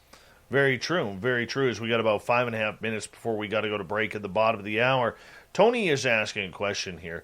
Mike, do you have any more reports of Dogman or the Sauve, pardon me, which cryptid is most common up there? Yeah, there aren't too many Dogman reports up in Alaska. That seems to be more in this area of the country. We have some reports in Ohio, Wisconsin area, of course. Up in Alaska, not so much. That's more Thunderbird, Sasquatch. I can't remember what the name of that owl creature was. The pterodactyl stuff. The Chatham hairy man is pretty popular up there, and then some of these different sea creatures as well. So not many Dogman sightings, if any? Not really a lot of Dogman sightings up there, no. Unless that's changed over the last couple of years. But even then, because I've been doing a lot more research on this lately, because I am in the process of writing a book and, of course, a television show, even then I haven't heard too many reports. Wow. That just amazed me. These owls that people are seeing. Now, up in Nome, Alaska, there's the whole movie that was made about the fifth kind, about the owls actually being extraterrestrials, and a lot of people being taken in that community by alien abduction. Do you buy into that story? Do you think it's just Hollywood, or is there real reports of that happening? Yeah, that... what happened in Nome there is very interesting. It's very controversial. So many people deny that. Of course, the producers of that said that no, this was based on real events. We had some real footage in there. We recreated many aspects of it. So. It's hard to know what was really true from that. Now, of course, there are a lot of reports of UFO sightings. There are reports of UFOs in that area. The owls kind of almost seem to be a universal thing. You see a lot of sightings of owls in these locations that have significant UFO sightings. So are the owls attracted to, because we talk about like UFOs being attracted to the different electromagnetic anomalies around the Earth, like Skinwalker Ranch is one that's huge for that. It has all those electromagnetic anomalies, and you have all these UFO sightings. I mentioned the Conjuring House earlier that has this almost like a little power plant there in the basement. A lot of UFO sightings around there as well, and you have these owls that end up being reported there a lot in great numbers. So it seems like they're almost attracted to the same electromagnetic activity as the UFO sightings. So if Nome is having, whether they're natural owls or have something to do with UFOs, or extraterrestrials, if they're having a lot of these owl sightings there, then I'd buy into the idea that yes, there are a lot of UFOs there as well. Now, whether the movie was accurate or not, I don't know, but I do believe there's certainly extraterrestrial and UFO activity going on there in Nome. Do you think there's a lot of aliens running around Alaska, much what we saw like in the movie Signs? Because, let's face it. A place like Alaska or northern Canada or even northern Russia, that would be an extraterrestrial's dream. If you're looking at there's a lot more open space and they could run free. Exactly. And, I get what you're saying. Yeah, and they may feel more free there. Who would know, right? You have the like Mount Hayes, which is supposed to be a great alien base, and there are a lot of UFO sightings from Fort Greely, which is like 30 miles away. But that was a site that was remote viewed in originally. You don't hear reports of people seeing the ETs, but they're believed to be there, or the underwater bases, and there seems to be a lot of activity there in the water with UFOs. So, you could sit there and say that they should feel more free to kind of spread their wings in these more open areas. Then the idea would be to try to capture that, so we could prove that hypothesis. Just under 90 seconds, and Vinny is asking, Mike, what do you think is piloting these UFOs? I think it's a mixture of different things. Yes, I do think there are ETs that are piloting the UFOs. I think some of them are drones. They are, they're sent here to, scout. Like what we would do. We would send a probe to another planet, and if we knew that, or we wanted to investigate some other terrestrial planet, we would send a probe. And so I think some of these are unmanned, but I think some of them are manned as well. Well, hopefully one day we'll find out. Probably not in the near future.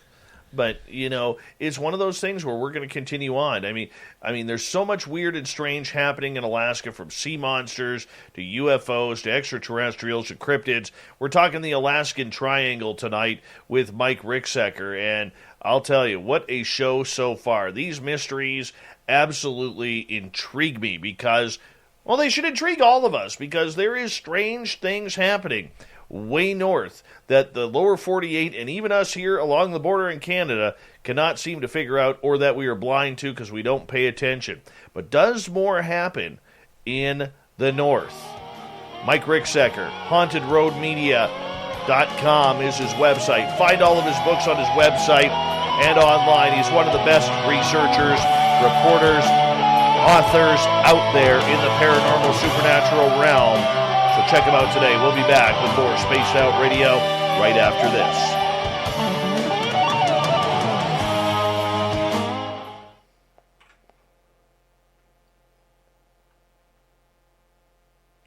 We're flying on by here, dude. We are. It's going quick. No kidding.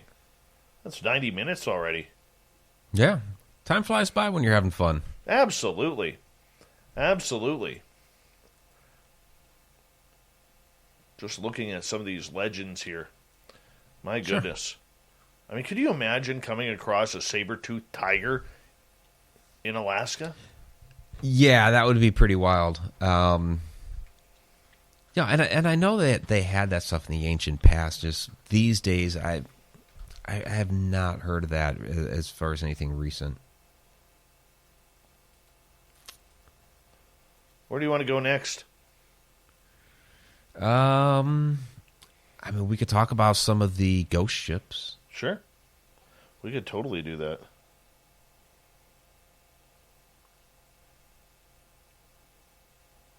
Give me 2 seconds here.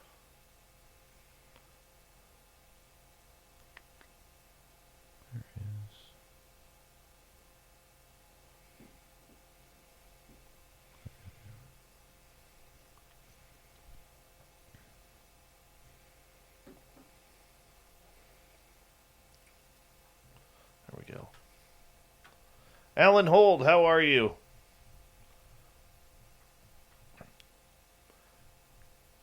Hey, Duke, trying to find somebody to talk about the Nahanni Valley is difficult. We've been trying for a year to find somebody to talk about the Nahanni Valley. Have you heard about the Nahanni Valley, Mike? I can't say that I have. It's in Canada, up north, in the Yukon Northwest Territories, where there is a valley in there where a bunch of people went prospecting and looking for settlements and all this kind of stuff, just kind of searching. Hi, I'm Liz Munoz, CEO of Torrid. And at Torrid, we know how hard it is to find a bra that looks great and feels super comfortable, especially if you're a bigger or curvy girl. So we have spent the last 2 years building the perfect everyday wire-free bra with the belief that it should feel as good as it looks. It gives all the support and shape you'll ever need without any of the wires. Honestly, it's the first bra you'll forget to take off when you go to bed. So come to Torrid.com and try our life-changing wire-free bra today. Sun, surf, and seduction collide as 4 Americans return to exotic islands, hoping their sexy romances can turn into forever. Love in Paradise, the Caribbean, a 90-day story, streaming now only on Discovery Plus. Start your free trial. Terms apply. All around, and all of their bodies were found with their heads ripped off. Oh my gosh. Yeah, this is going back in the day. Way back in the day.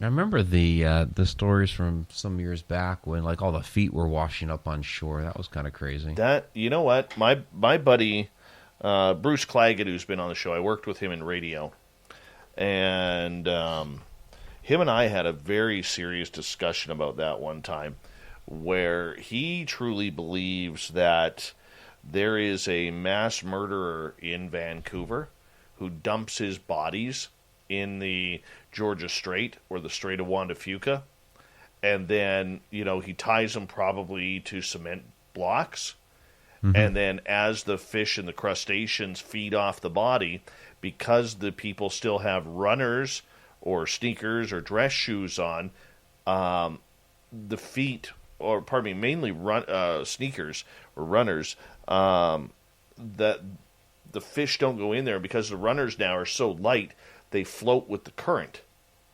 And and that's how the feet are leaving the body, and that's why you only get a foot, and you don't get the torso or anything like that, because that's all been eaten by fish and crabs and other crustaceans, right? That would make sense, yeah. But him believing that that there is only a that there is a serial killer or killers out there doing this. It is Vancouver has had a lot of serial killers back in the day. Oh, wow. Okay. A lot of serial killers.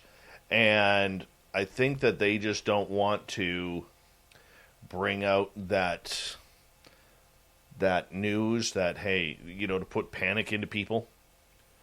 Right, right. Yeah, we've certainly seen that play out many times, where you start talking about a possible serial killer and people freak out. It also makes them feel not safe in their hometown. So, exactly. Yeah. Exactly. Stetson John, how you doing? We've got about 40 seconds. Big thank you to Tim, to Apollo, to Chad Smith, not Chad Scott, he doesn't exist, to Jenny, Wayland, Ann ×2, Snakes, Dave, Sally, and Ed for the amazing super chats tonight. It's a great way to support what we do on this show on a nightly basis, and we appreciate each and every one of you who continue to support this show. And thank you to all the veterans listening in, and of course all of our regulars who are here nightly supporting us. We love you all, and thank you so much. Hello, gorgeous Elaine M. How are you? Good morning to you, and we're going to get going here and in about 5 seconds. I love your new name, Chad. I love your new name. Here we go.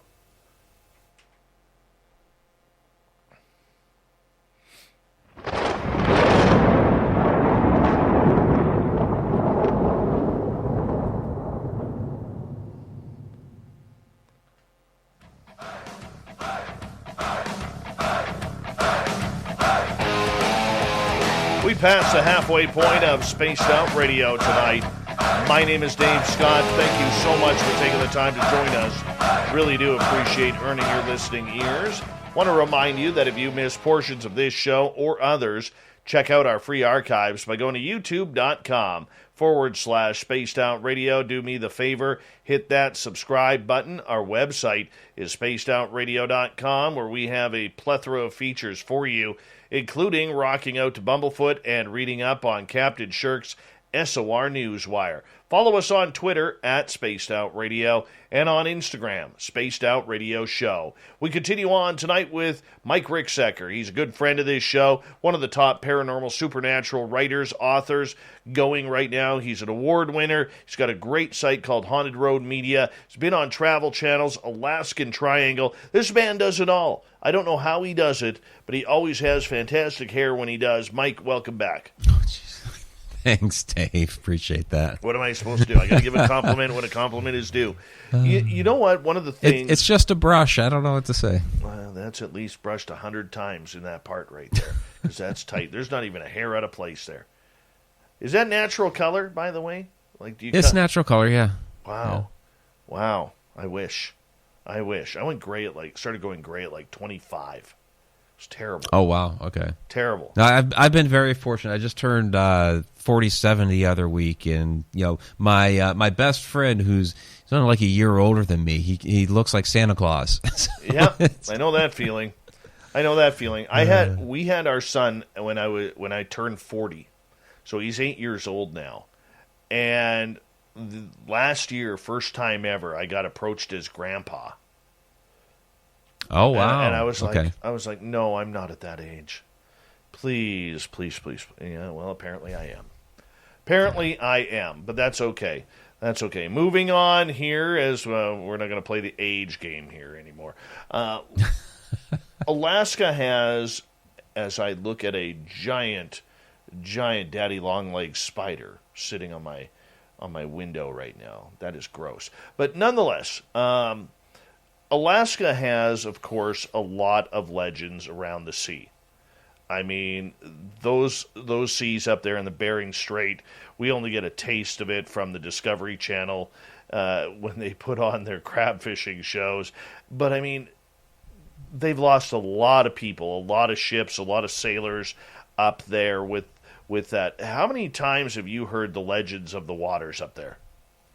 Yeah, there's a lot of interesting legends about what's gone on in the waters of Alaska. A lot of shipwrecks, ghost ships, just all these crazy stories. There's one that's really interesting. We did not cover it in season 1 of the Alaska Triangle. I think they might be covering it in season 2, but don't quote me on that.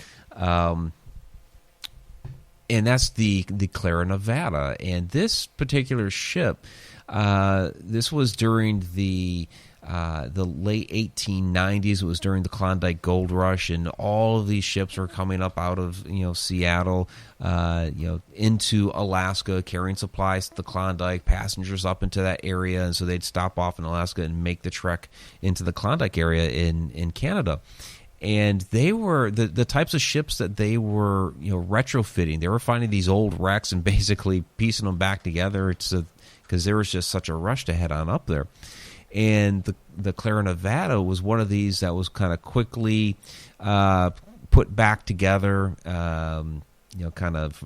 renovated a little bit, and they loaded it up and it on its way to Skagway. And they were having a heck of a time with this thing, where it was, they were crashing into docks when they'd get to different ports, and just all kinds of nutty stuff was going on with this thing. But after it loaded up in Skagway and started heading back out, all of a sudden the thing exploded. Basically, it just became this big orange fireball, and there was speculation over the years as to what in the world happened to this thing. It's the wreck of it is near the Eldred Rock Lighthouse. At the time, the lighthouse wasn't there.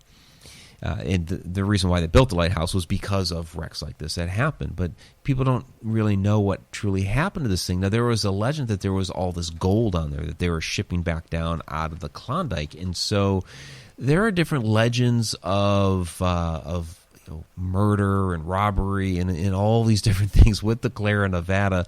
And as historians started looking into this accident, they were discovering how there was only one body that was ever found, but they're discovering that like the captain of the ship and some of the passengers actually made it out alive, even though nobody found them at that time. Like years later, the captain shows back up. Years later, a couple of people that had been on the ship showed up back home in Indiana. Some of these bizarre stories. There's the Princess Sophia, which was nicknamed the Titanic of Alaska, in which it's headed out of where was it? Was that headed out of Seward? But it was around the same area, because this was all like around the Lynn Channel, and it was basically the last voyage of the season for that. The captain was a very seasoned captain. He had run this route many times, and all of a sudden, for some inexplicable reason, he ends up off course, crashes into the Vanderbilt Reef, and it was a day and a half later because they were trapped on top of the reef. There was a snowstorm that had kicked up, so nobody could come and rescue them because the waves were crashing against the reef. And if you tried to take a rescue boat over there, that boat would have crashed too. So they had to kind of wait it out, and then the ship ended up sinking. So, what ended up happening, that he veered so far off course, especially being as seasoned as he was. And so a lot of people speculate that, it was the Alaska Triangle that was interfering with the, with the compasses and with the electronic equipment there in the ship, that they were getting a different reading than what they should have and ended up off course like that. So, a lot of crazy, bizarre stories up there when it comes to ships. Do people see a lot of ghost ships in the night now, or during the day? People have reported, the one that they see or that have been reported, it's been some years since they've reported that, but the one was the Bay Chimo. And this one was on the northern part of Alaska, and this was a ship that, again, another crazy story in which it kept getting stuck in the ice up there. It was because you're up there so far north, and it wasn't uncommon. But the crew decided after this had happened a couple times that the boat wasn't going to take it anymore, so they abandoned the thing. They took off the supplies and abandoned it. It ended up drifting off into the water for a while, and so people would periodically see this boat on the water, and this was like for 40 years. It was a completely unmanned boat, and so there became stories as to, okay, are we actually seeing the boat itself on the water? Because this has been some years now that this thing should have sunk and been done with, or are we seeing an actual ghost ship on the water? So, there's definitely bizarre stuff. Mike Ricksecker is our guest tonight on Spaced Out Radio. Is there a lot of legends out there about the storms? Like in the Great Lakes, we hear about, Gordon Lightfoot singing about the Witch of November come early that took down, the ship, the Edmund Fitzgerald. Do we get a lot of those types of legends up in Alaska as well? Yeah, it's those type of things. What took down some of these ships. So, the Princess Sophia is the big one up there. And, you have so many of these wrecks up there that it was just too much to count. And that's why there was such an outcry for putting in lighthouses up there, which happened around the turn of the 20th century. But even then, like there's this bizarre story of Eldred Rock Lighthouse, which is where the wreck for the Clare, Nevada is, that a couple of the attendants of the lighthouse, a couple of the assistant keepers, had just gone out just on a regular boat trip they would help service some of the other lighthouses in the area. So they go out to service the one lighthouse, head out to one of the small towns that's in the area, and then head back to Eldred Rock Lighthouse, which is where they were stationed. And all of a sudden, they went missing, just out of nowhere. How did that happen? These are, again, seasoned guys. This was not a difficult trip to make. It was not a bad time of year, but all of a sudden they went missing, and days later, all of a sudden, there's their boat found washed up on the shore. It's just, what in the world happened to these guys? Oh, man. And that would be one place that you don't want to go, or you don't want to die, because, that water, it's so cold up there that you only have literally a couple of minutes before you go into full-on hypothermic shock and die. Oh, yeah, absolutely. It is freezing cold up there. You do not want to get caught in that water. No. You don't have much time. All right, let's get to a question from Vinny. Has anything ever appeared in the triangle instead of disappearing? That's an interesting question. Trying to think of a instance in which that has happened. You do hear about like remnants of some of these different wrecks or accidents that have happened where they can't find them for so long, and then all of a sudden there's a body. Finally, we find a body, but it's been such a long time. How did we miss the body before? And now there it is. So you get that sort of thing. But I know the question is one of those, just kind of out of nowhere, something showing up. And off the top of my head, I can't think of one specifically like that. Could you consider maybe that UFO for Japan Airlines Flight 1680 being one of them? Yeah, that one's really interesting.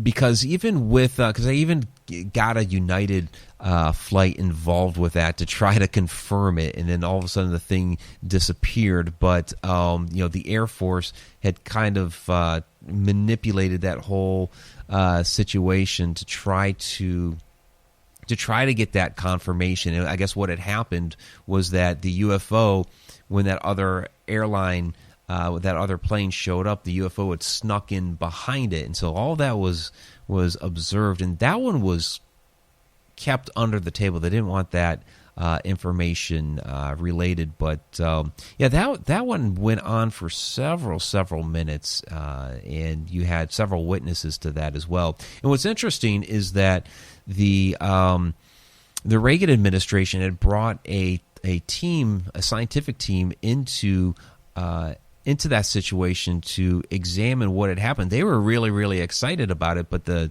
CIA put the kibosh on the whole thing.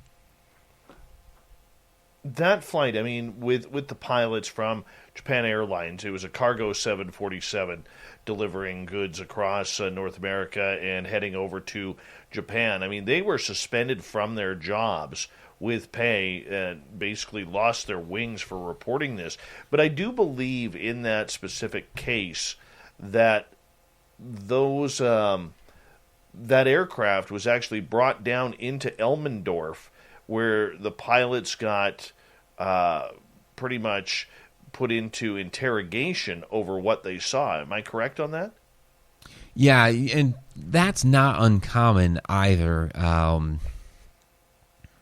For a variety of different reasons. So, for one, they want confirmation of what these guys actually saw, and then two, they're of course going to try to scare them so that they don't tell the story to the public. But they did, at least to a degree, and I mean you're talking about pilots that were very reputable. This guy had a sparkling career, and all of a sudden this incident happens, and of course you're going to have the mainstreams try to say that he's crazy, but no, this guy was on the up and up. But you see in a lot of these different cases, they're going to interrogate these guys about exactly what they saw, when they saw it, what it looked like.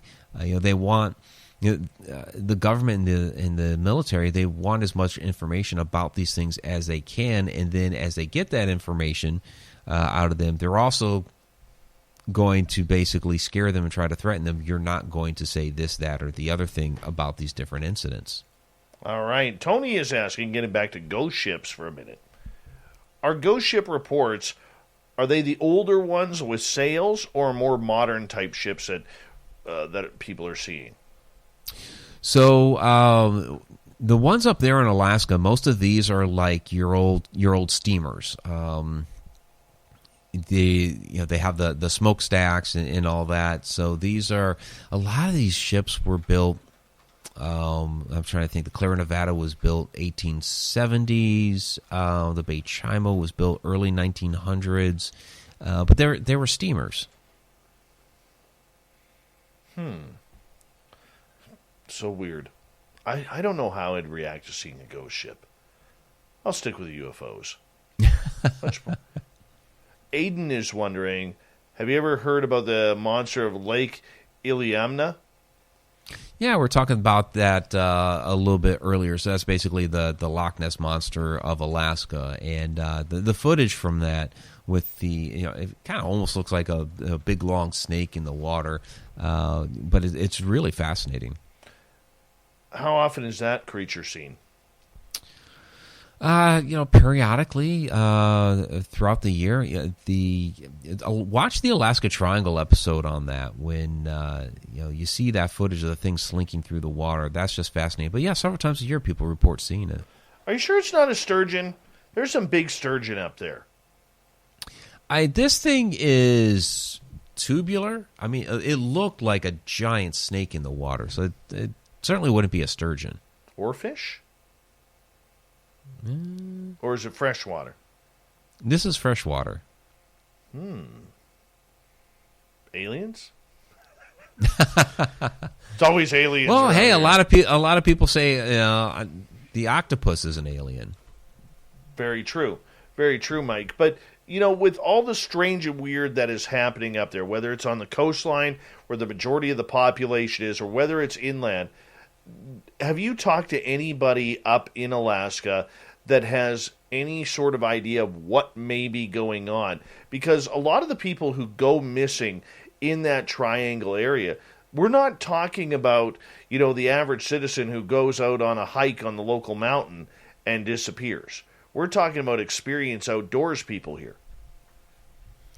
Right, yeah, you have a lot of outdoorsy people that go hiking out there, and a lot of them are very seasoned. So, I mean, there's a lot of different speculation. We've kind of talked a little bit about it.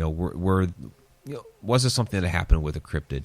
Could it be some sort of, are these alien abductions? Because there is a lot of UFO activity that happens up there, and I think you're right. They probably feel a little bit more free to roam around up there because they're not going to be noticed as. Hi, I'm Liz Munoz, CEO of Torrid, and at Torrid, we know how hard it is to find clothes that fit great and feel super comfortable, especially if you're a bigger or curvy girl. So when we couldn't find the perfect jean, we built the perfect jean. We call it the Bombshell, and it truly does it all. It lifts, it shapes, it smooths, but the first thing you'll notice when you put them on, most comfortable jeans ever. Honestly, they're magic. So come to Torrid.com and try your first pair of Bombshell jeans today. What am I doing with this paper shredder? Well, now that C-Spire offers no contract, $45 unlimited plan, I don't need to hold on to all these contracts. We're going to need a bigger paper shredder. Keep your number, skip the contract. With no contract, $45 unlimited. Terms and conditions apply. See cspire.com/no contract for plan details. Much since the population is so sparse. So, does that make it ripe for alien abductions alien abductions up there? That's quite possible as well. Are people up there afraid of the phenomena, or do they just think, much like anywhere you live, it just comes with the territory and you choose to believe it or not?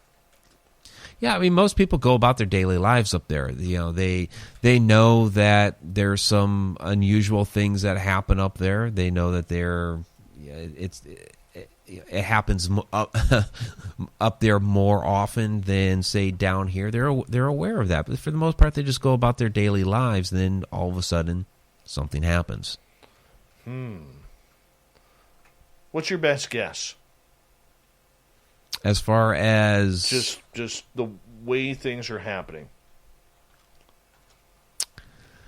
I mean, it's such a mix of different things. I think that there's something, kind of like what I mentioned earlier with the activity, the electromagnetic activity that's occurring up there. I think that's a big draw. That's a big attractant to a lot of this activity. I think it's generating a lot of it, especially with a lot of the more paranormal type of activity. You're going to be seeing a lot more of that up there with that energy that's up there. But I think it attracts a lot of this other phenomenon. I think that's a very attractive component for UFOs. That whether they feed off of this energy or it's just maybe it's some sort of indicator that this is an area that we can work with for whatever purposes that they're here for. I think that, like we kind of mentioned it before with the owls, that type of energy attracts them. So is that why the cryptids are more attracted to the area? That there's something about that energy that is conducive to them, and it's something that's attracted to them. That this is a place where I want to be. the ancients felt that type of energy. That's why they built their temples on locations like that. Now, we don't see ancient temples in Alaska, or maybe they're under the ice. We don't know, but you look at other locations around the world, like with the pyramids or Stonehenge and locations like that, where we see these large temples or pyramids or things like that built. It's because the ancient people knew that energy was there and they wanted to harness that. Well, I think the same thing's happening up there in Alaska. We just don't have that ancient architecture, but these other entities, or whether it's the cryptids or the extraterrestrials, they're attracted to it. They feel that energy, and so they're trying to harness that. We got 2.5 minutes before we have to go to break at the top of the hour. Mike Ricksecker is our guest tonight on Spaced Out Radio. Question from George in the chat room. Are these ghost ships related to the airships phenomena of the turn of the century, in your opinion? The airships of the turn of the century. I think they're related as far as why airplanes have gone missing. I think is related to why these ghost ships have had so many problems, like with the Princess Sophia, with them being so far off course. And I think this happened with a lot of these other ships as well, that their gauges have just been so far off that they these captains aren't stupid. They're the captain of these ships for a reason, and a lot of these are seasoned veterans. They've been doing this for a long time, so they know how to read their equipment, but somehow it's off. So I think it's related in that their equipment malfunctions, they end up off course, and unfortunately, accidents end up happening, because of these things. All right, so next hour I want to get into the one topic we haven't talked about yet tonight. How haunted is Alaska? I mean, we can't go a night without ghost questions for you. Right. Did you get a chance to sneak in a few investigations when you were up there? I was really young at the time, so I wasn't doing full-fledged paranormal investigations. I did have experiences up there. My first paranormal, quote-unquote paranormal investigation was when I was 15, so I was already familiar with it, but I wasn't investigating like that. I was kind of more in research and learning mode at the time. But I did have quite a few experiences up there, and we can certainly talk about that next hour. I'm looking forward to it, man, because you're just so knowledgeable on all of this type of information that you are letting out for us on the Alaskan Triangle or anything along those lines. I mean, you live a geek's life if you're a geek like us, for getting into this. And I definitely appreciate it. I know our audience does as well, as we have Mike Ricksecker for another 30 minutes here on Spaced Out Radio. And we're going to talk some ghosts of Alaska. We'll take your questions as well if you're in one of our chat rooms or on Twitter at #SpacedOutRadio. HauntedRoadMedia.com is his website, and you can get all of his books there or online. We love him around here. Mike Ricksecker, the Alaskan Triangle, continues on Spaced Out Radio right after this.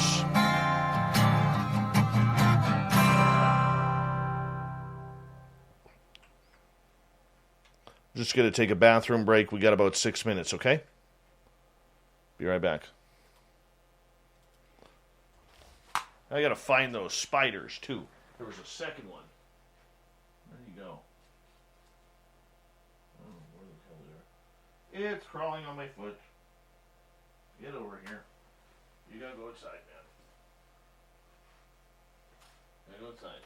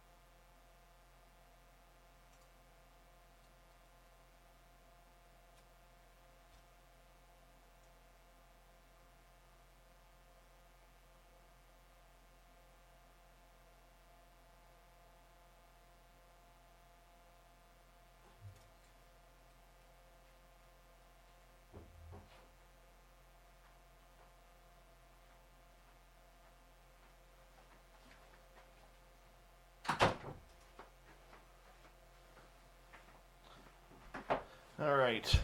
I have returned. I'll unmute Mike. Go there. And I know we have a few questions here for you as well, Mike, so I will get those ready.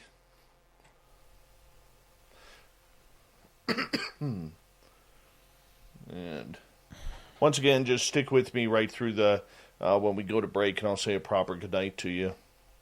Okay, sounds during good. the break, and go from there.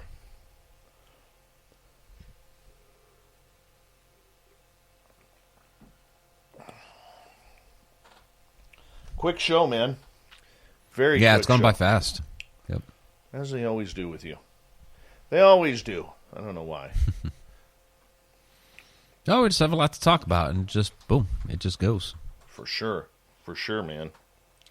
I think we should do a Halloween show with you as well, and kind of break down like your top 20 hauntings that you've covered in your books, if you're up for that. Yeah, we could do something like that, yeah. Okay, I'll get you some dates for Halloween area, and that would be cool.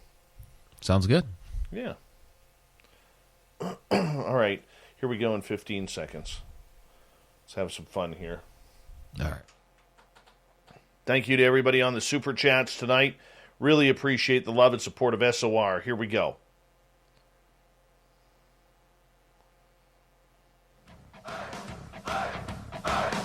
Would you like to connect with us? Head to spacedoutradio.com for all your latest show info.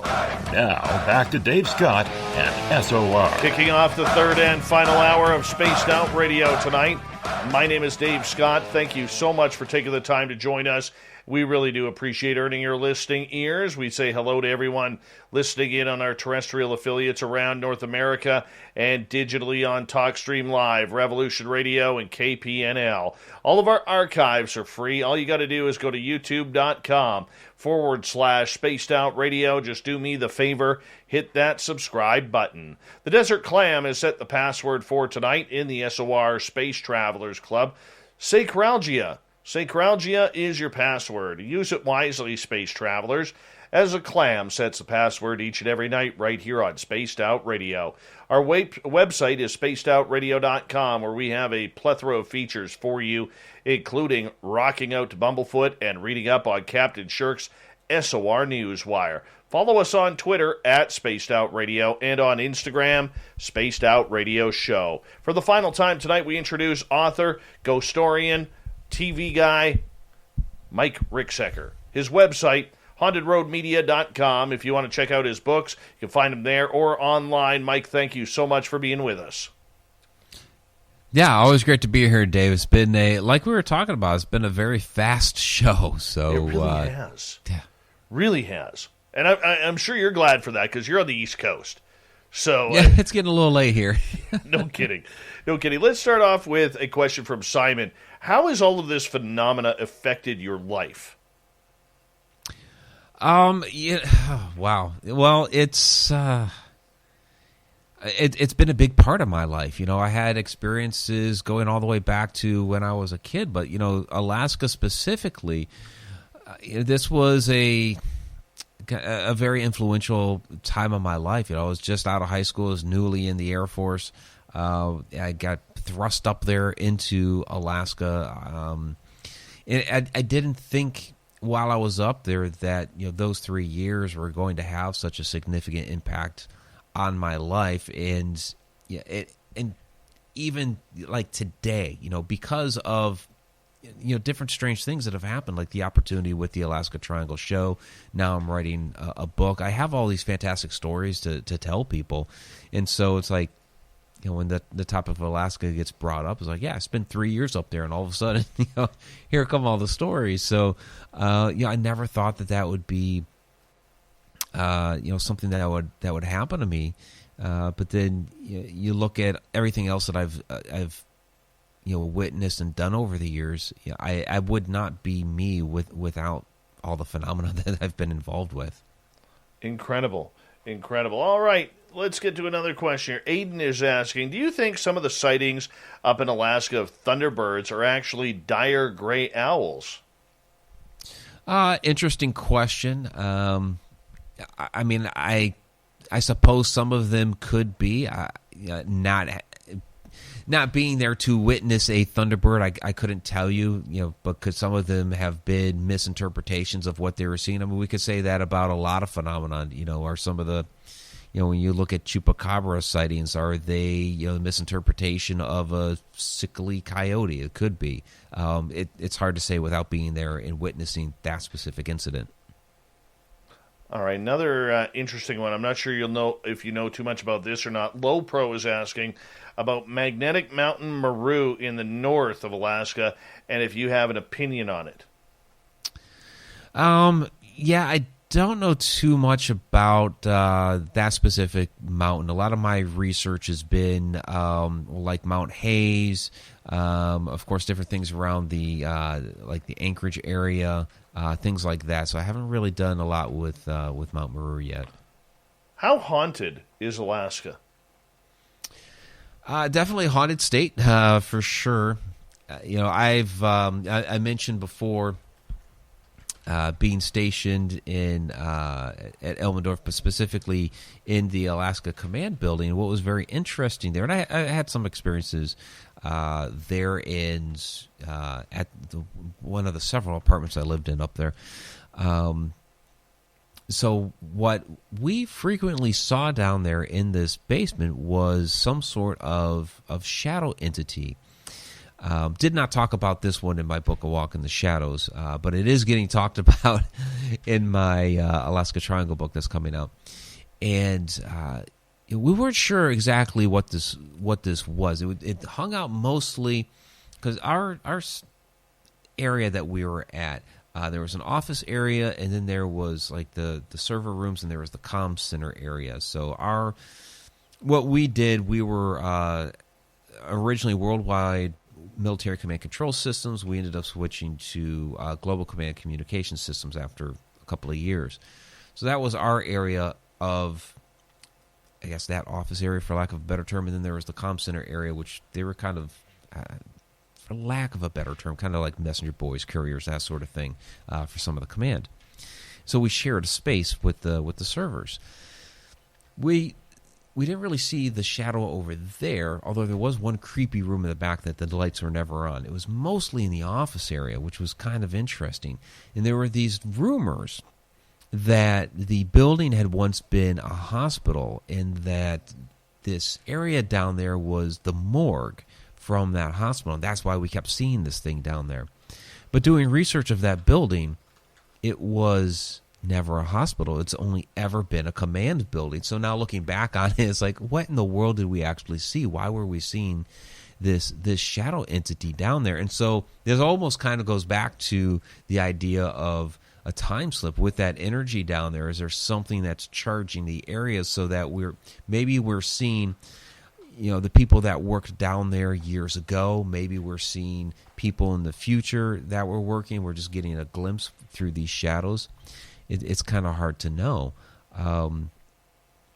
Aside from that, there are a lot of places downtown Anchorage that that have hauntings. A number of the hotels down there, like the historic Anchorage Hotel, has a lot of history to it. They're shooting there was one of the police chiefs was involved in that. But you hear this, and so people see him there, kind of outside the building. But inside the building, there's a legend of the woman dressed in a very elegant gown that's been seen within there. The Captain Cook Hotel has various hauntings. So you have a lot of paranormal activity through the entire downtown area. And again, this is an area that has seen a lot of significant physical activity. When the earthquake of 64 or 65, a massive earthquake that hit, and basically, the streets were, there was like a 15-foot gap between the streets. It uplifted the land that much, and so they had to kind of terraform downtown because of this. So you have this significant seismic activity down there that when you have those large releases of energy, they could charge areas like this. So, yeah, definitely a very haunted state. The ghosts there, are a lot of them from the Klondike Gold Rush era? Some of them are. The Princess Sophia, that accident was that was just after that era, and the bodies from that accident were basically laid out in basements of buildings in Juneau, and there are stories today of people seeing apparitions of people. Dine in style with the August gift of the month at Pearl River Resort and Casinos. Visit Thursday through Sunday beginning August 5th to win a beautiful set of ceramic dinnerware from celebrity chef Robert Irvine.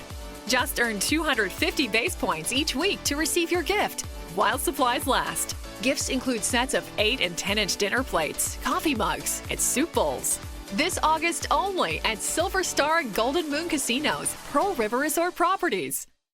Hi, I'm Liz Munoz, CEO of Torrid. And at Torrid, we know how hard it is to find a bra that looks great and feels super comfortable, especially if you're a bigger or curvy girl. So we have spent the last 2 years building the perfect everyday wire-free bra with the belief that it should feel as good as it looks. It gives all the support and shape you'll ever need without any of the wires. Honestly, it's the first bra you'll forget to take off when you go to bed. So come to Torrid.com and try our life-changing wire-free bra today. From that accident in and around those buildings. So you see activity related to that.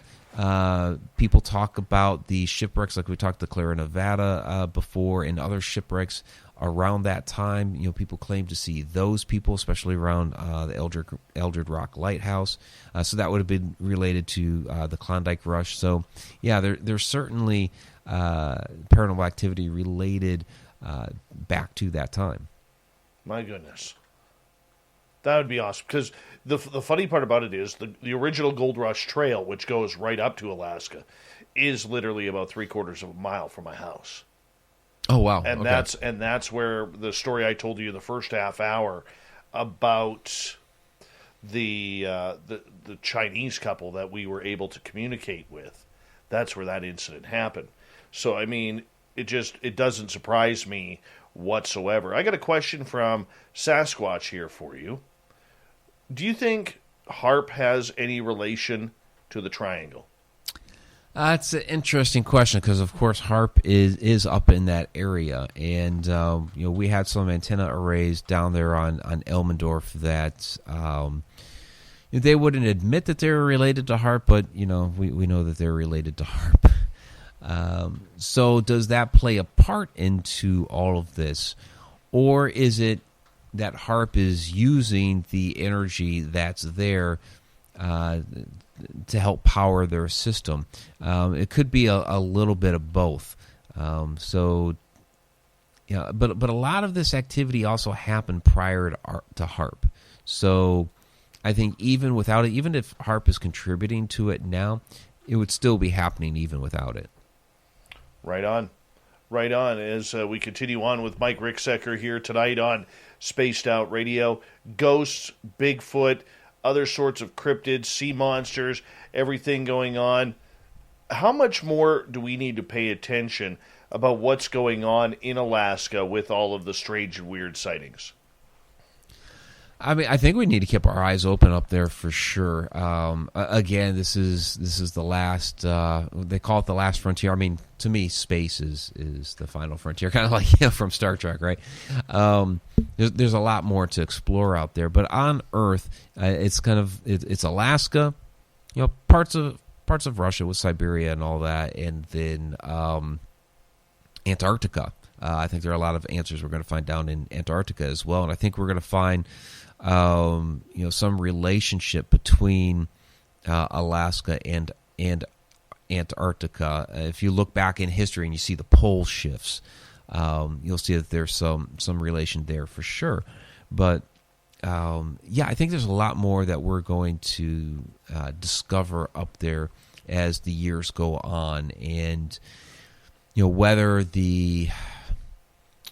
whether the government's going to try to harness that energy up there, whether it's related to UFO, and how involved is the government in the UFO activity up there. I think we especially need to keep an eye on that, especially with all this. We clamor for disclosure, and what we were fed back in June from the government was nothing. So we're still a very dissatisfied community. Very true. When it comes to disclosure. So I think we need to keep an eye out for that. When it comes to, and MUFON does a pretty good job of keeping up on the sightings up there. But I think everybody needs to keep their eyes open for those different reports out of Alaska. Mike, a lot of people also believe that Alaska is a home to maybe some very secretive bases where a lot of these black projects are taking off. It's not just Area 51 anymore. There's no people up in Alaska to really see these black triangles or these hypersonic aircraft leaving the area. Have you heard stories about that up in Alaska as well? Yeah, Alaska is definitely an area for that because it's so remote. The one issue, of course, is the weather. That makes it quite difficult because of its remoteness. There are certainly special projects that they will conduct up there that it's easier to keep them hidden. So. I can't speak to specifically what, but at least during my time up there, I visited bunkers that people didn't even know were there. So and again, it's kind of like you hear whispers and rumors, and okay, what exactly is true and what exactly isn't? You don't know, especially since I was a young guy, and okay, they trying to draw me into a story. But that there are definitely secret areas up there that are being pretty closely held to the vest. Very true. Best place to hide it is where there is nobody. Tony is asking, and this goes back to the last time we had you on the show, what do you think shadow beings are? Because you've done an entire series on shadow beings. Yeah. Check out my series, The Shadow Dimension. You can watch it free on Tubi TV right now, and it's on several other streaming platforms as well. So that's a 6-part series. And then there's my book, A Walk in the Shadows. So that's like 300 pages on that question. So, shadow entities, I believe, are a variety of different things. Some of them are just human spirits that can't fully manifest as an apparition. What I think a kind of quote-unquote true shadow entity is a interdimensional being that has come here from some other plane of existence.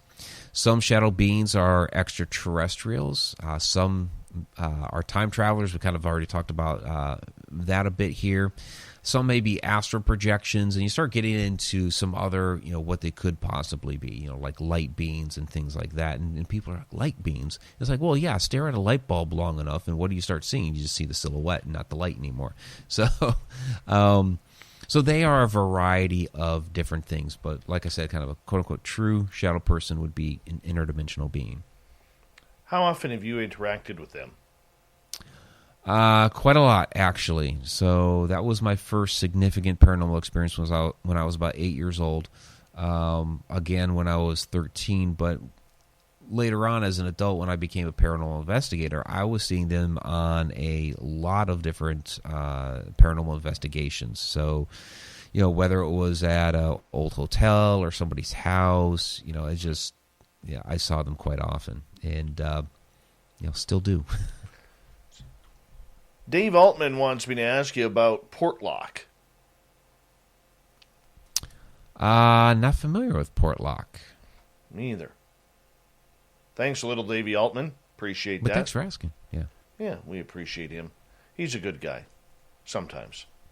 Simon is asking, what do you think is 100% real? After all you've studied, what case would you shout from a hill for? What do I think is 100% real? Geez, there's so much stuff that I've seen. So, I mean, any of the stories that I've told of, what I've personally witnessed, like I talked about the quick shadow there at Johnny V's Muskogee, Oklahoma. One that I would definitely, because I had 5 people there that all saw the same thing, and that was the apparition of a little girl at Mineral Springs Hotel in Alton, Illinois, that basically morphed into an apparition out of shadow smoke. So basically, it started at the end of the hall as it looked like black smoke, like almost like something was on fire, and it was coming forward, this smoke. It started creeping up the right hand side of the wall, and as it was creeping up like that and coming closer, it ended up morphing into the apparition of this little girl. And there were 5 of us there that saw her. We all saw her a little bit differently too. Like I saw her mostly from she was fully formed at the head on down. She started fading away at the knees, where others saw her more like from the feet up, and that basically talks to, we each have a different personal resonance, where each resonated at a little bit of a different frequency, which is why we all saw her a little differently. But in that incident, it's like, okay, we're all standing there, we're seeing her, we're interacting with her. So yeah, absolutely, that one was real. All right, the Portlock incident is an incident in Alaska where apparently an entire village was killed by Sasquatch. Oh, interesting. I have to research a little bit more on that. I'm not familiar with that. All killed by Sasquatch. Yeah, I wonder why I have not heard of that. It's very, very interesting. We're going to have to find somebody to track that down, because that is a cool story, man. We only have about 3.5 minutes left with you tonight in the show that is once again flown on by here, as it normally does with you. What projects are you going to do for the remainder of the summer here? Yeah, so, I have a number of different events that are coming up. So some different Paracons, like Michigan Paracon, Massachusetts. I'm going to be in Las Cruces, New Mexico, and Vulture City. But as far as projects that I'm working on, I just had everything that, the Egypt tour that I just did. And so I've released a lot of that information, those videos. I had like a whole 14-day travel blog on my my learning site, which is connecteduniverseportal.com, and you can get into all of that on the member site, which is 30-day free trial. But what I'm doing, because some people have wanted just the Egypt information, like they don't want the whole membership access, they just want Egypt. So I'm going to be releasing that here in the next couple days. Just explore Egypt with Mike Ricksecker. So that's coming out here very soon. And then, of course, the Alaska Triangle book. That's awesome. Awesome. Anne is wondering, she's with KPNL, who broadcasts us digitally. She is asking, Mike, when was your last paranormal experience and what happened? Oh, that's a good question, because there are some things that go on here in the house like all the time. So, there's something moving around in the pantry the other day, but probably Egypt. There is so much energy there in Egypt, and it's hard to say specifically paranormal, but it's one of those where in the Great Pyramid, where I was totally drawn to the box that's there in the King's Chamber. A lot of people call it a sarcophagus, but it was not. And as I'm sitting there looking at it and examining it, it was more like, again, this is something that's not going to be like ghostly or whatever, but I would say supernatural, because it was almost like an epiphany type moment as I'm sitting here looking at the construction of that box. And I'm calling in like Mohammed, our tour guide, who's been doing this for 20 years, and he's extensively researched it. I'm pointing different things out to him, and he's like, I have never looked at it from that perspective before. It was like kind of like a revelation. So I'm going to be coming up or putting out more information about that here soon. So that to me was, again, not quite paranormal, but it was, I was connecting with something there in the King's Chamber for sure. Very cool. Tell everybody how they can find you You have 40 seconds. Yeah, okay. You can find me, MikeRicksecker.com, like Dave said, HauntedRoadMedia.com as well. Please check out the ConnectedUniversePortal.com. That's where I'm directing a lot of people these days for the learning site. And, of course, you can find all my books on Amazon.com as well. And please check out the Shadow Dimension docuseries on Tubi TV. Really appreciate you, Mike. It's always a pleasure to have you on Spaced Out Radio, my friend. You're a good one, and keep up the great work, because we need more Mike Rickseckers out there than we do all the other showboats out there. That's for sure. You're doing great, and continued success with your work. Thanks again, Dave. I always appreciate being on your show. We always have a good time. Absolutely. Mike Ricksecker, everybody, HauntedRoadMedia.com. Coming up next, we have the SOR Newswire, as Captain Shirk has us all prepared, and the thought of the day. Stay tuned. Spaced Out Radio continues right after this.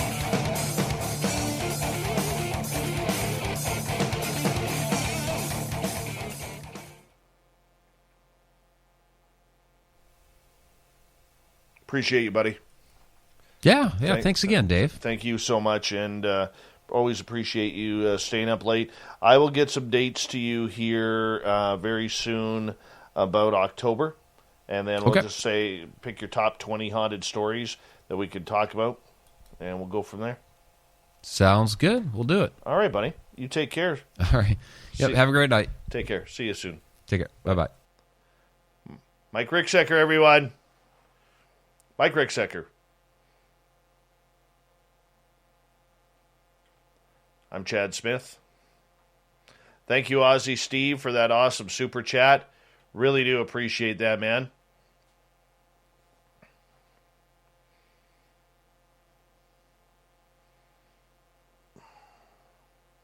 The Shadow Dimension on Tubi TV.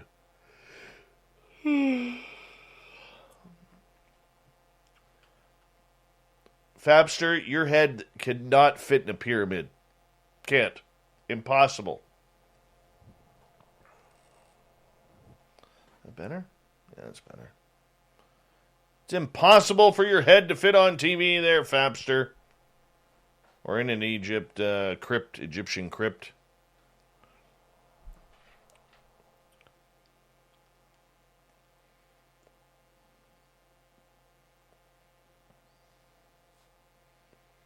Can you imagine Fap trying to board a train or a plane? There is no way that could happen. Not that high. No, I don't want it that high. Try there. That's better. All right.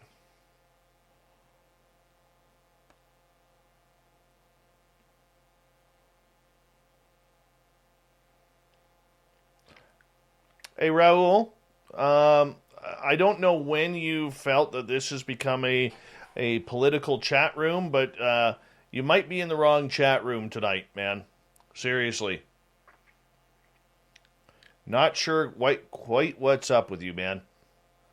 You know we don't talk COVID. You know we don't talk politics. And yet you're doing that tonight. So, and you've done it for the previous few nights. I love you, man. Love it when you're in, but not sure what's up with you lately, but you're bringing it into the chat room. This is a release, man. This is a release for everybody to get away from all the bullshit every day that they see in the mainstream media, and that's what we do here. We're not into the other crap. Not into it. I'm tired of it.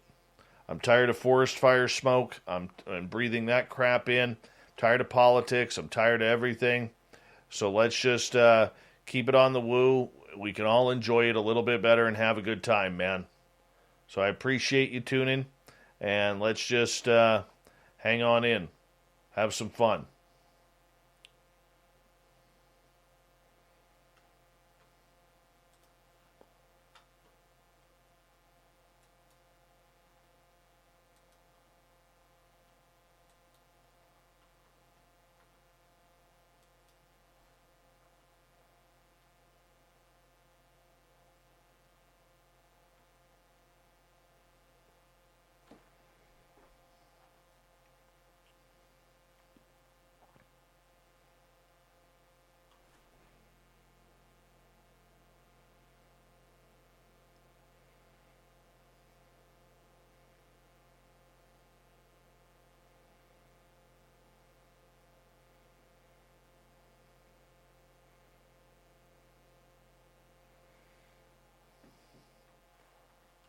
All right.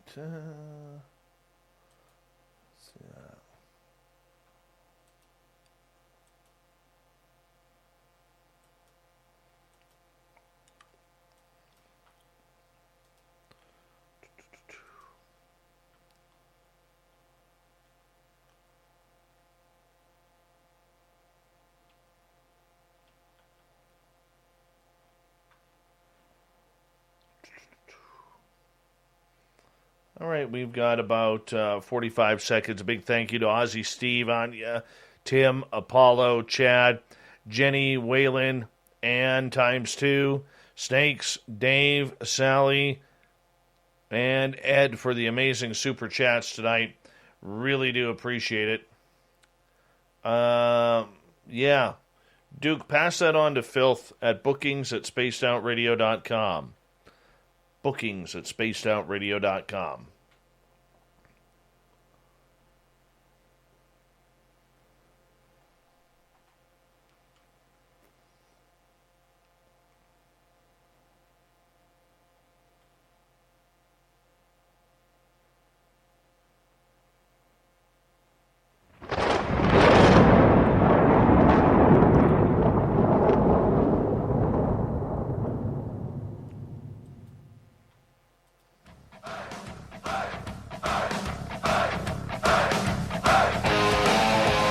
We rounded third. We're heading for home tonight on Spaced Out Radio. My name is Dave Scott. Thank you so much for taking the time to join us. We really do appreciate earning your listening ears wherever you are on this beautiful planet we call Earth.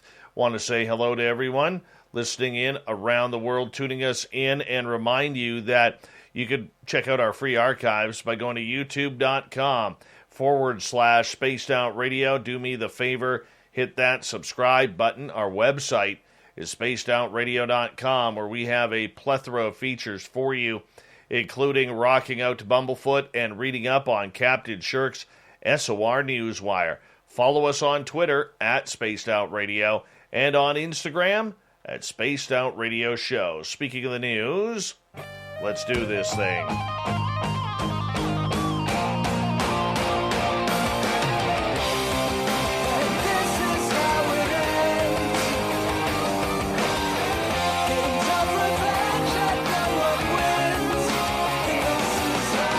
News is always changing, which is why we bring you the SOR Newswire at the back end of every show, where we get to the weird, the strange, the wacky, and the ufological. A woman has taken to TikTok claiming that she found a UFO in her back garden. TikTok user Allie posted a video that she had filmed in her backyard showing her followers what she believed to be a UFO. She addresses... Dine in style with the August gift of the month at Pearl River Resort and Casinos. Visit Thursday through Sunday beginning August 5th to win a beautiful set of ceramic dinnerware from celebrity chef Robert Irvine. Just earn 250 base points each week to receive your gift while supplies last. Gifts include sets of 8 and 10-inch dinner plates, coffee mugs, and soup bowls. This August only at Silver Star and Golden Moon Casinos, Pearl River Resort Properties. Hi, I'm Liz Munoz, CEO of Torrid, and at Torrid, we know how hard it is to find clothes that fit great and feel super comfortable, especially if you're a bigger or curvy girl. So when we couldn't find the perfect jean, we built the perfect jean. We call it the Bombshell, and it truly does it all. It lifts, it shapes, it smooths, but the first thing you'll notice when you put them on, most comfortable jeans ever. Honestly, they're magic. So come to Torrid.com and try your first pair of Bombshell jeans today. Her followers saying, if anybody from Conspiracy TikTok is here, I think you'd be interested in the UFO I just found in my backyard. The video, of course, has amassed 2.3 million views, over 300,000 likes, and over 1,600 comments. Of course it has, because that's important in today's age. Users have been flooding to the comment section to post their theories around what the unidentified object could possibly be, with one suggestion: it was the top of a water tank or silo. And the comment says, I don't want to burst your bubble, but storm shelters in the south, some of them look just like this. A third said, just a satellite TV dish from the late 90s, which that's what it does look like, to be blunt. Allie has since updated her followers on her findings, posting a second video of the discovery to give her followers a better look at it. In it, she notes how the object has some weird graffiti on it, which looks peculiarly like a Mario Kart mushroom. She described how it is completely out there in the middle of nowhere and that there is nothing for a mile in any direction. She goes on to show her followers what they were waiting for, a better look inside of the alleged UFO. However, unfortunately, no aliens can be seen, just rocks and water due to it being monsoon season. Allie does note a mysterious hole, however, which she doesn't have access due to the water. Allie later posted a third video in which she admits to her followers that she knows for a fact it's not an actual UFO, but that she would sooner believe it was a UFO than a satellite. She asked her followers to help her out because she wants to find out what is in the hole. Now, most followers seem to think that the presence of the hole confirmed that strange object status as some sort of silo or water tower, while the object still has not been fully identified. If it was really a UFO, you'd think that any alien would be such a big fan of Mario Kart that they would graffiti a mega mushroom on the vehicle. I highly doubt it. They are definitely going for something else, like Howard the Duck. All right. Earlier this summer, the Office of the Directors of National Intelligence released a much-publicized 9-page report titled With Deliberate Blandness, Preliminary Assessment Unidentified Aerial Phenomena. Although the report was requested by Congress, in many ways it was the culmination of a 3.5-year public attention to military reports regarding UFOs. ODNI didn't use the acronym UFO, which dates back to the 50s, instead choosing the brighter, happier UAP. Military intelligence officials have consistently framed these mysterious incidents in terms of national security. So why do all the press and social media keep bringing up aliens? Because for better or worse, sightings of unidentifiable things in the sky have become inextricably linked to visitors from outer space. Aliens are now default explanation for such events, and the reason is no accident. For nearly 75 years, people have worked hard to make it the default. So what's going on here? What is happening? Most people, though, didn't take it possibly seriously about it. Opinion writers tended to think that the U.S. or the Soviet Union were testing experimental rockets, and these are the answers for what is going on. It goes all the way back to the 1947 event with Kenneth Arnold and the flying saucer flap. When, then, should we make of this most recent report, or what should we make of it? Does it add anything new to the long history? The answer is no. No, it doesn't. Unfortunately, the document is thin on details, only goes back to 2004, and only has examined 144 incidents, 143 still allegedly unexplained. The most worrying UAP episodes from national security-minded readers involved 18 outlier instances in which it was reported that the object displayed unusual flight characteristics. Yep, we know that. So ODNI's preliminary report does break some new ground, however, doesn't really answer much, and it's about time that people are starting to realize this. She ain't afraid of no ghosts, but she should be afraid of rickety roofs. A ghost hunter taking part in a paranormal investigation fell through the roof of an abandoned Buffalo Central terminal in Buffalo, New York. The 35-year-old woman and her fellow Ghostbuster were on a substation roof near the back of the property when it caved in and she fell more than 5 meters, so 5 times, about 18 feet, almost 20 feet. Officers and paramedics responded to the rescue call shortly after 10:30 p.m. The woman was treated at the scene before being taken with multiple injuries to the local hospital. The man with her, not injured whatsoever. The 2 ghost hunters were there without permission. Of course they were there without permission. But police said no charges have been filed. Despite a train not passing through the terminal in more than 40 years, the 92-year-old building is run by a non-profit that continues to host public events there each year. But the station also attracts ghost hunters and those interested in all things supernatural. The series Ghost Hunters was filmed there, and the non-profit has hosted ghost tours in the past. You know, this is exactly why ghost hunters have a very poor reputation. Very poor reputation. Once again, this is something that could have easily been handled. But no, they're going to do their own thing, and they're going to give the entire area and phenomena and people involved, like Merle, a black eye because a couple of morons want to break into a building for a ghost hunt. Too bad.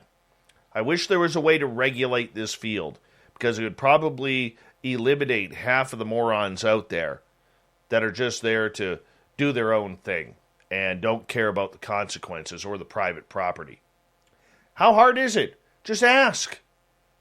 And if they say no, find someplace else to get your ghost on. Weird.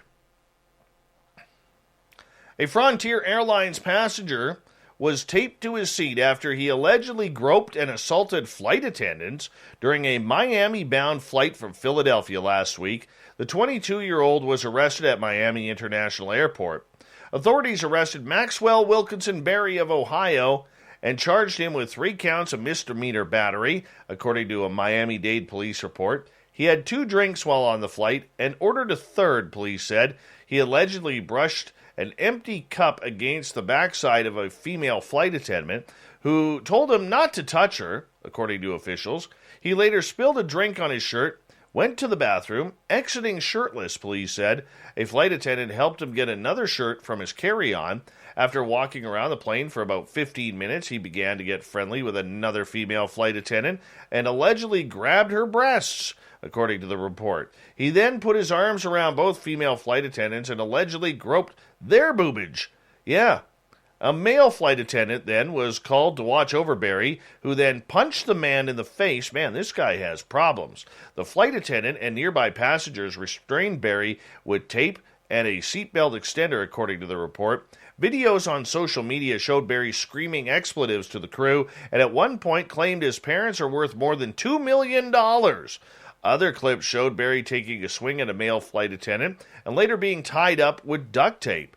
Frontier initially said the flight attendants would be relieved of their flying pending completion of the investigation. Their statement triggered a response from Association of Flight Attendants Union President Sarah Nelson, who called the Frontier statement a knee-jerk reaction to a short video of the incident. If this is not immediately corrected, flight attendants may feel unsafe to come to work, Nelson said. Management has a legal duty to maintain a safe working environment for employees. Frontier later said in an updated statement provided to the media that the in-flight crew members are on paid leave, which is in line with an event of this nature. Frontier Airlines maintains the utmost value, respect, concern, and support for all of our flight attendants, including those who were assaulted on this flight. We are supporting the needs of these team members and are working with law enforcement to fully support the prosecution of the passenger involved. The incident is one of many customer-related disruptions since air travel has picked up during the pandemic. In June, the FAA said it has received more than 3,000 reports of unruly passenger behavior since the beginning of the year. It's real easy. Sit down, shut up, put your seatbelt on, and get to your destination where you can get all weird and strange. Come on. Beachgoers were evacuated from the sea after a report of a large marine animal in the water. Yeah, this happened in Bournemouth Beach. Lifeguards instructed swimmers to leave the sea at Boscombe Beach in Bournemouth while they were scanning the waters. Visitors took to social media and said there had been a huge shark sighting. Megalodon, maybe. I'm saying it's 9 out of 10 possibilities it was Megalodon. Yeah, the reports of the significant movement in the water, but lifeguards were unable to formally identify the animal. On Twitter, one woman said possible shark sighting at Boscombe Beach. Everyone called out of the water. Beachgoer Steve tweeted, I'm on the beach at Boscombe where the RNLI have had to red flag the beach due to reports of sightings of a shark. The lifeguard called out everyone out of the water. They discreetly referred to the sightings as a large, massive marine animal, so not to scare the children. Well, if your children are on social media checking this out, well, you got bigger problems than a shark in the water. He added it was very well handled. Visitors were able to re-enter the water 30 minutes later. The RNLI has asked members of the public to report any concerns about wildlife to the lifeguards as soon as they are spotted. and everything is status quo. Megan LaDon just taking a little breeze past the coastline there. Just say, hey, boys and girls, I'm hungry, and I'm alive. A Florida woman received word prior to her 100th birthday that she is a Guinness World Record holder as the world's oldest competitive powerlifter. Tampa woman Edith Murway Traina, who is preparing to turn 100 on Sunday, was 98 years and 94 days old at the time of her last competition in 2019, earning her the Guinness record for the oldest female competitive powerlifter. Yeah, Murway Traina might soon break her own record as she is scheduled to compete in her first post-pandemic lifting competition in November. Murway Traina spent years as a dance instructor before friend Carmen Gutworth invited her, the then 91-year-old dancer, to join her at the gym, where she gained an interest in lifting heavy weights.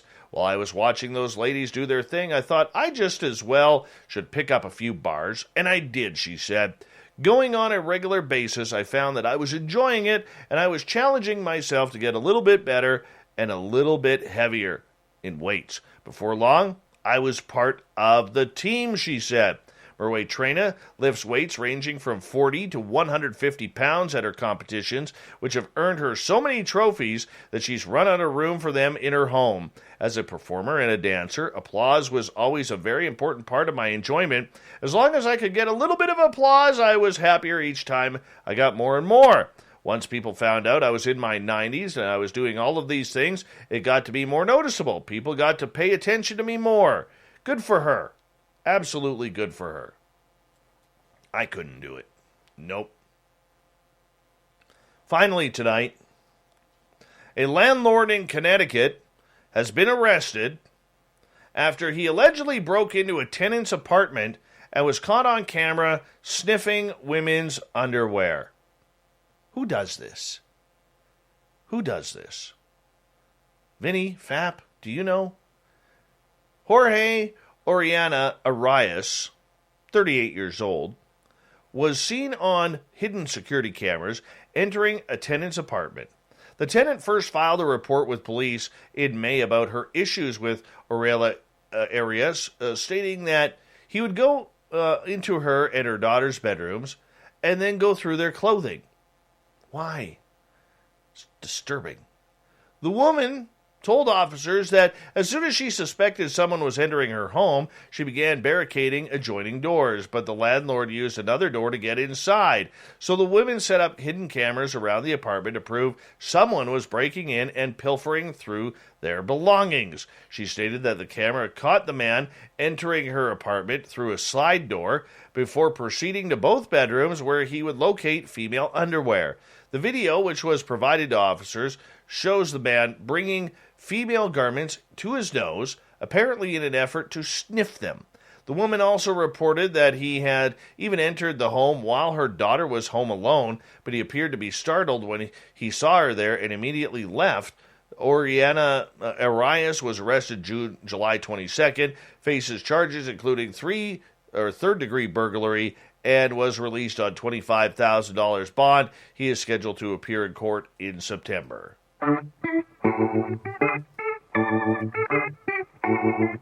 Weirdo. Complete weirdo.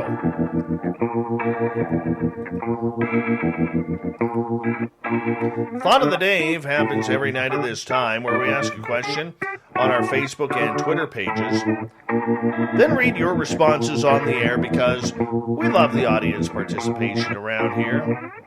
Today's Thought of the Day is as follows. What's the first thought you have that puts a smile on your face? We're going to go down under to Australia, where Science Melinda is going to kick things off. She puts a picture of her dog on Twitter. Opie, a Doberman with a love for the woo. He tunes into Spaced Out Radio daily whilst mutilating a plethora of cow ears. Hi, Opie. You're a handsome dog. Very handsome dog. Good for you for listening. You should meet Baxter in Canada. Maybe not. Baxter farts a lot. Terrible. Let's go to Meaty Toes, who says, the Leafs winning the Stanley Cup In other words, I'm going to be forever sad. Yes, you are. Yes, you are.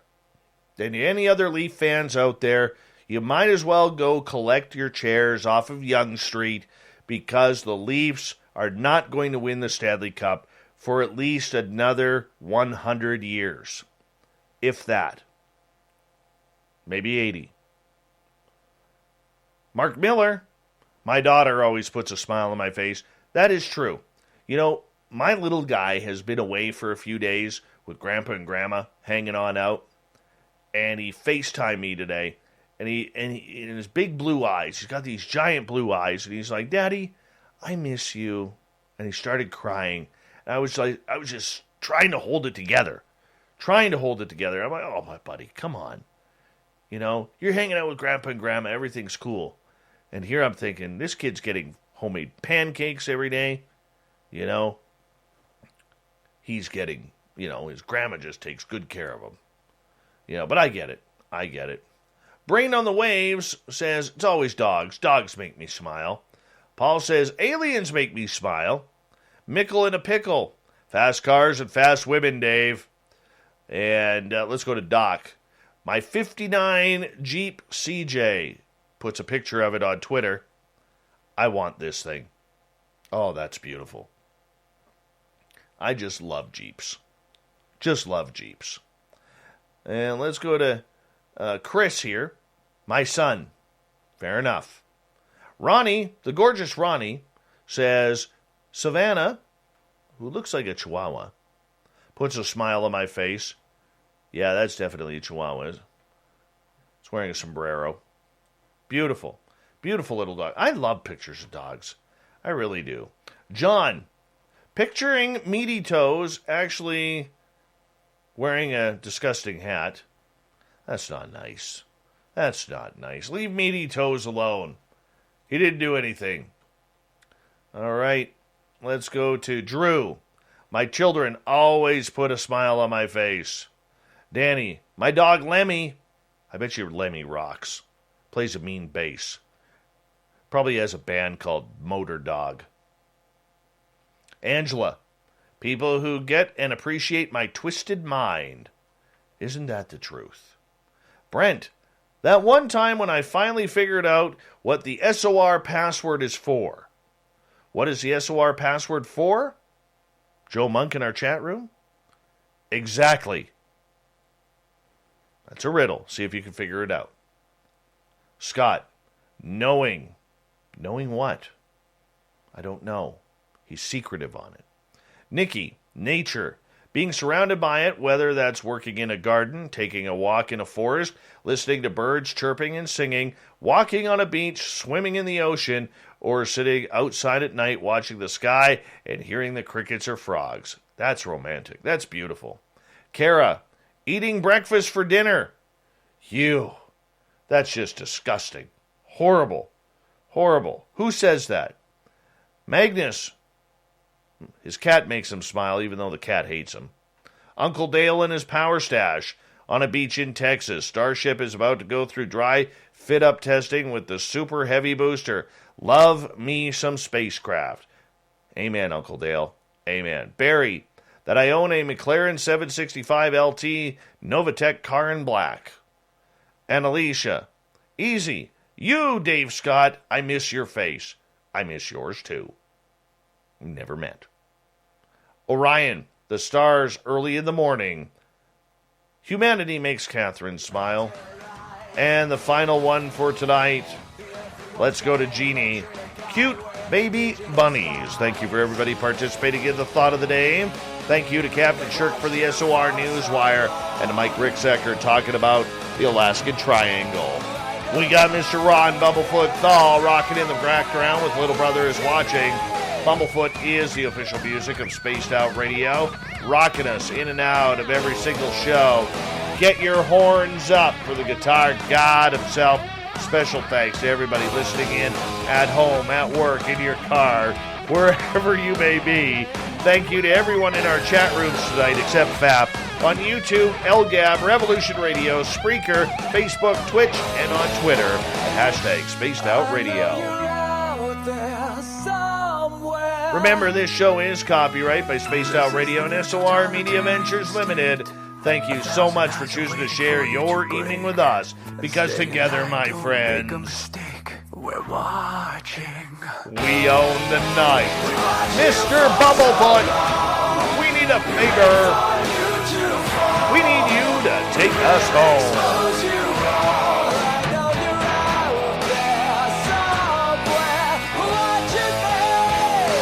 Yes, the Woo Train has docked for the night. But soon, my friends, we shall ride again. Your seats are always available. Your tickets never expire. And if you want to bring a friend, we've got room for them too. Good night.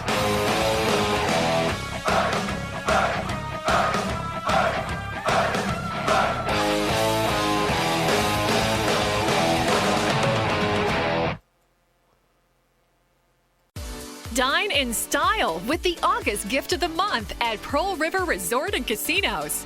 Visit Thursday through Sunday beginning August 5th to win a beautiful set of ceramic dinnerware from celebrity chef Robert Irvine. Just earn 250 base points each week to receive your gift while supplies last. Gifts include sets of 8 and 10-inch dinner plates, coffee mugs, and soup bowls. This August only at Silver Star and Golden Moon Casinos, Pearl River Resort Properties. Academy Sports and Outdoors has you covered from head to toe with the best from Adidas. From balls to backpacks and apparel to footwear, get a fresh Adidas look and gear up to get back to sports with Adidas at Academy Sports and Outdoors.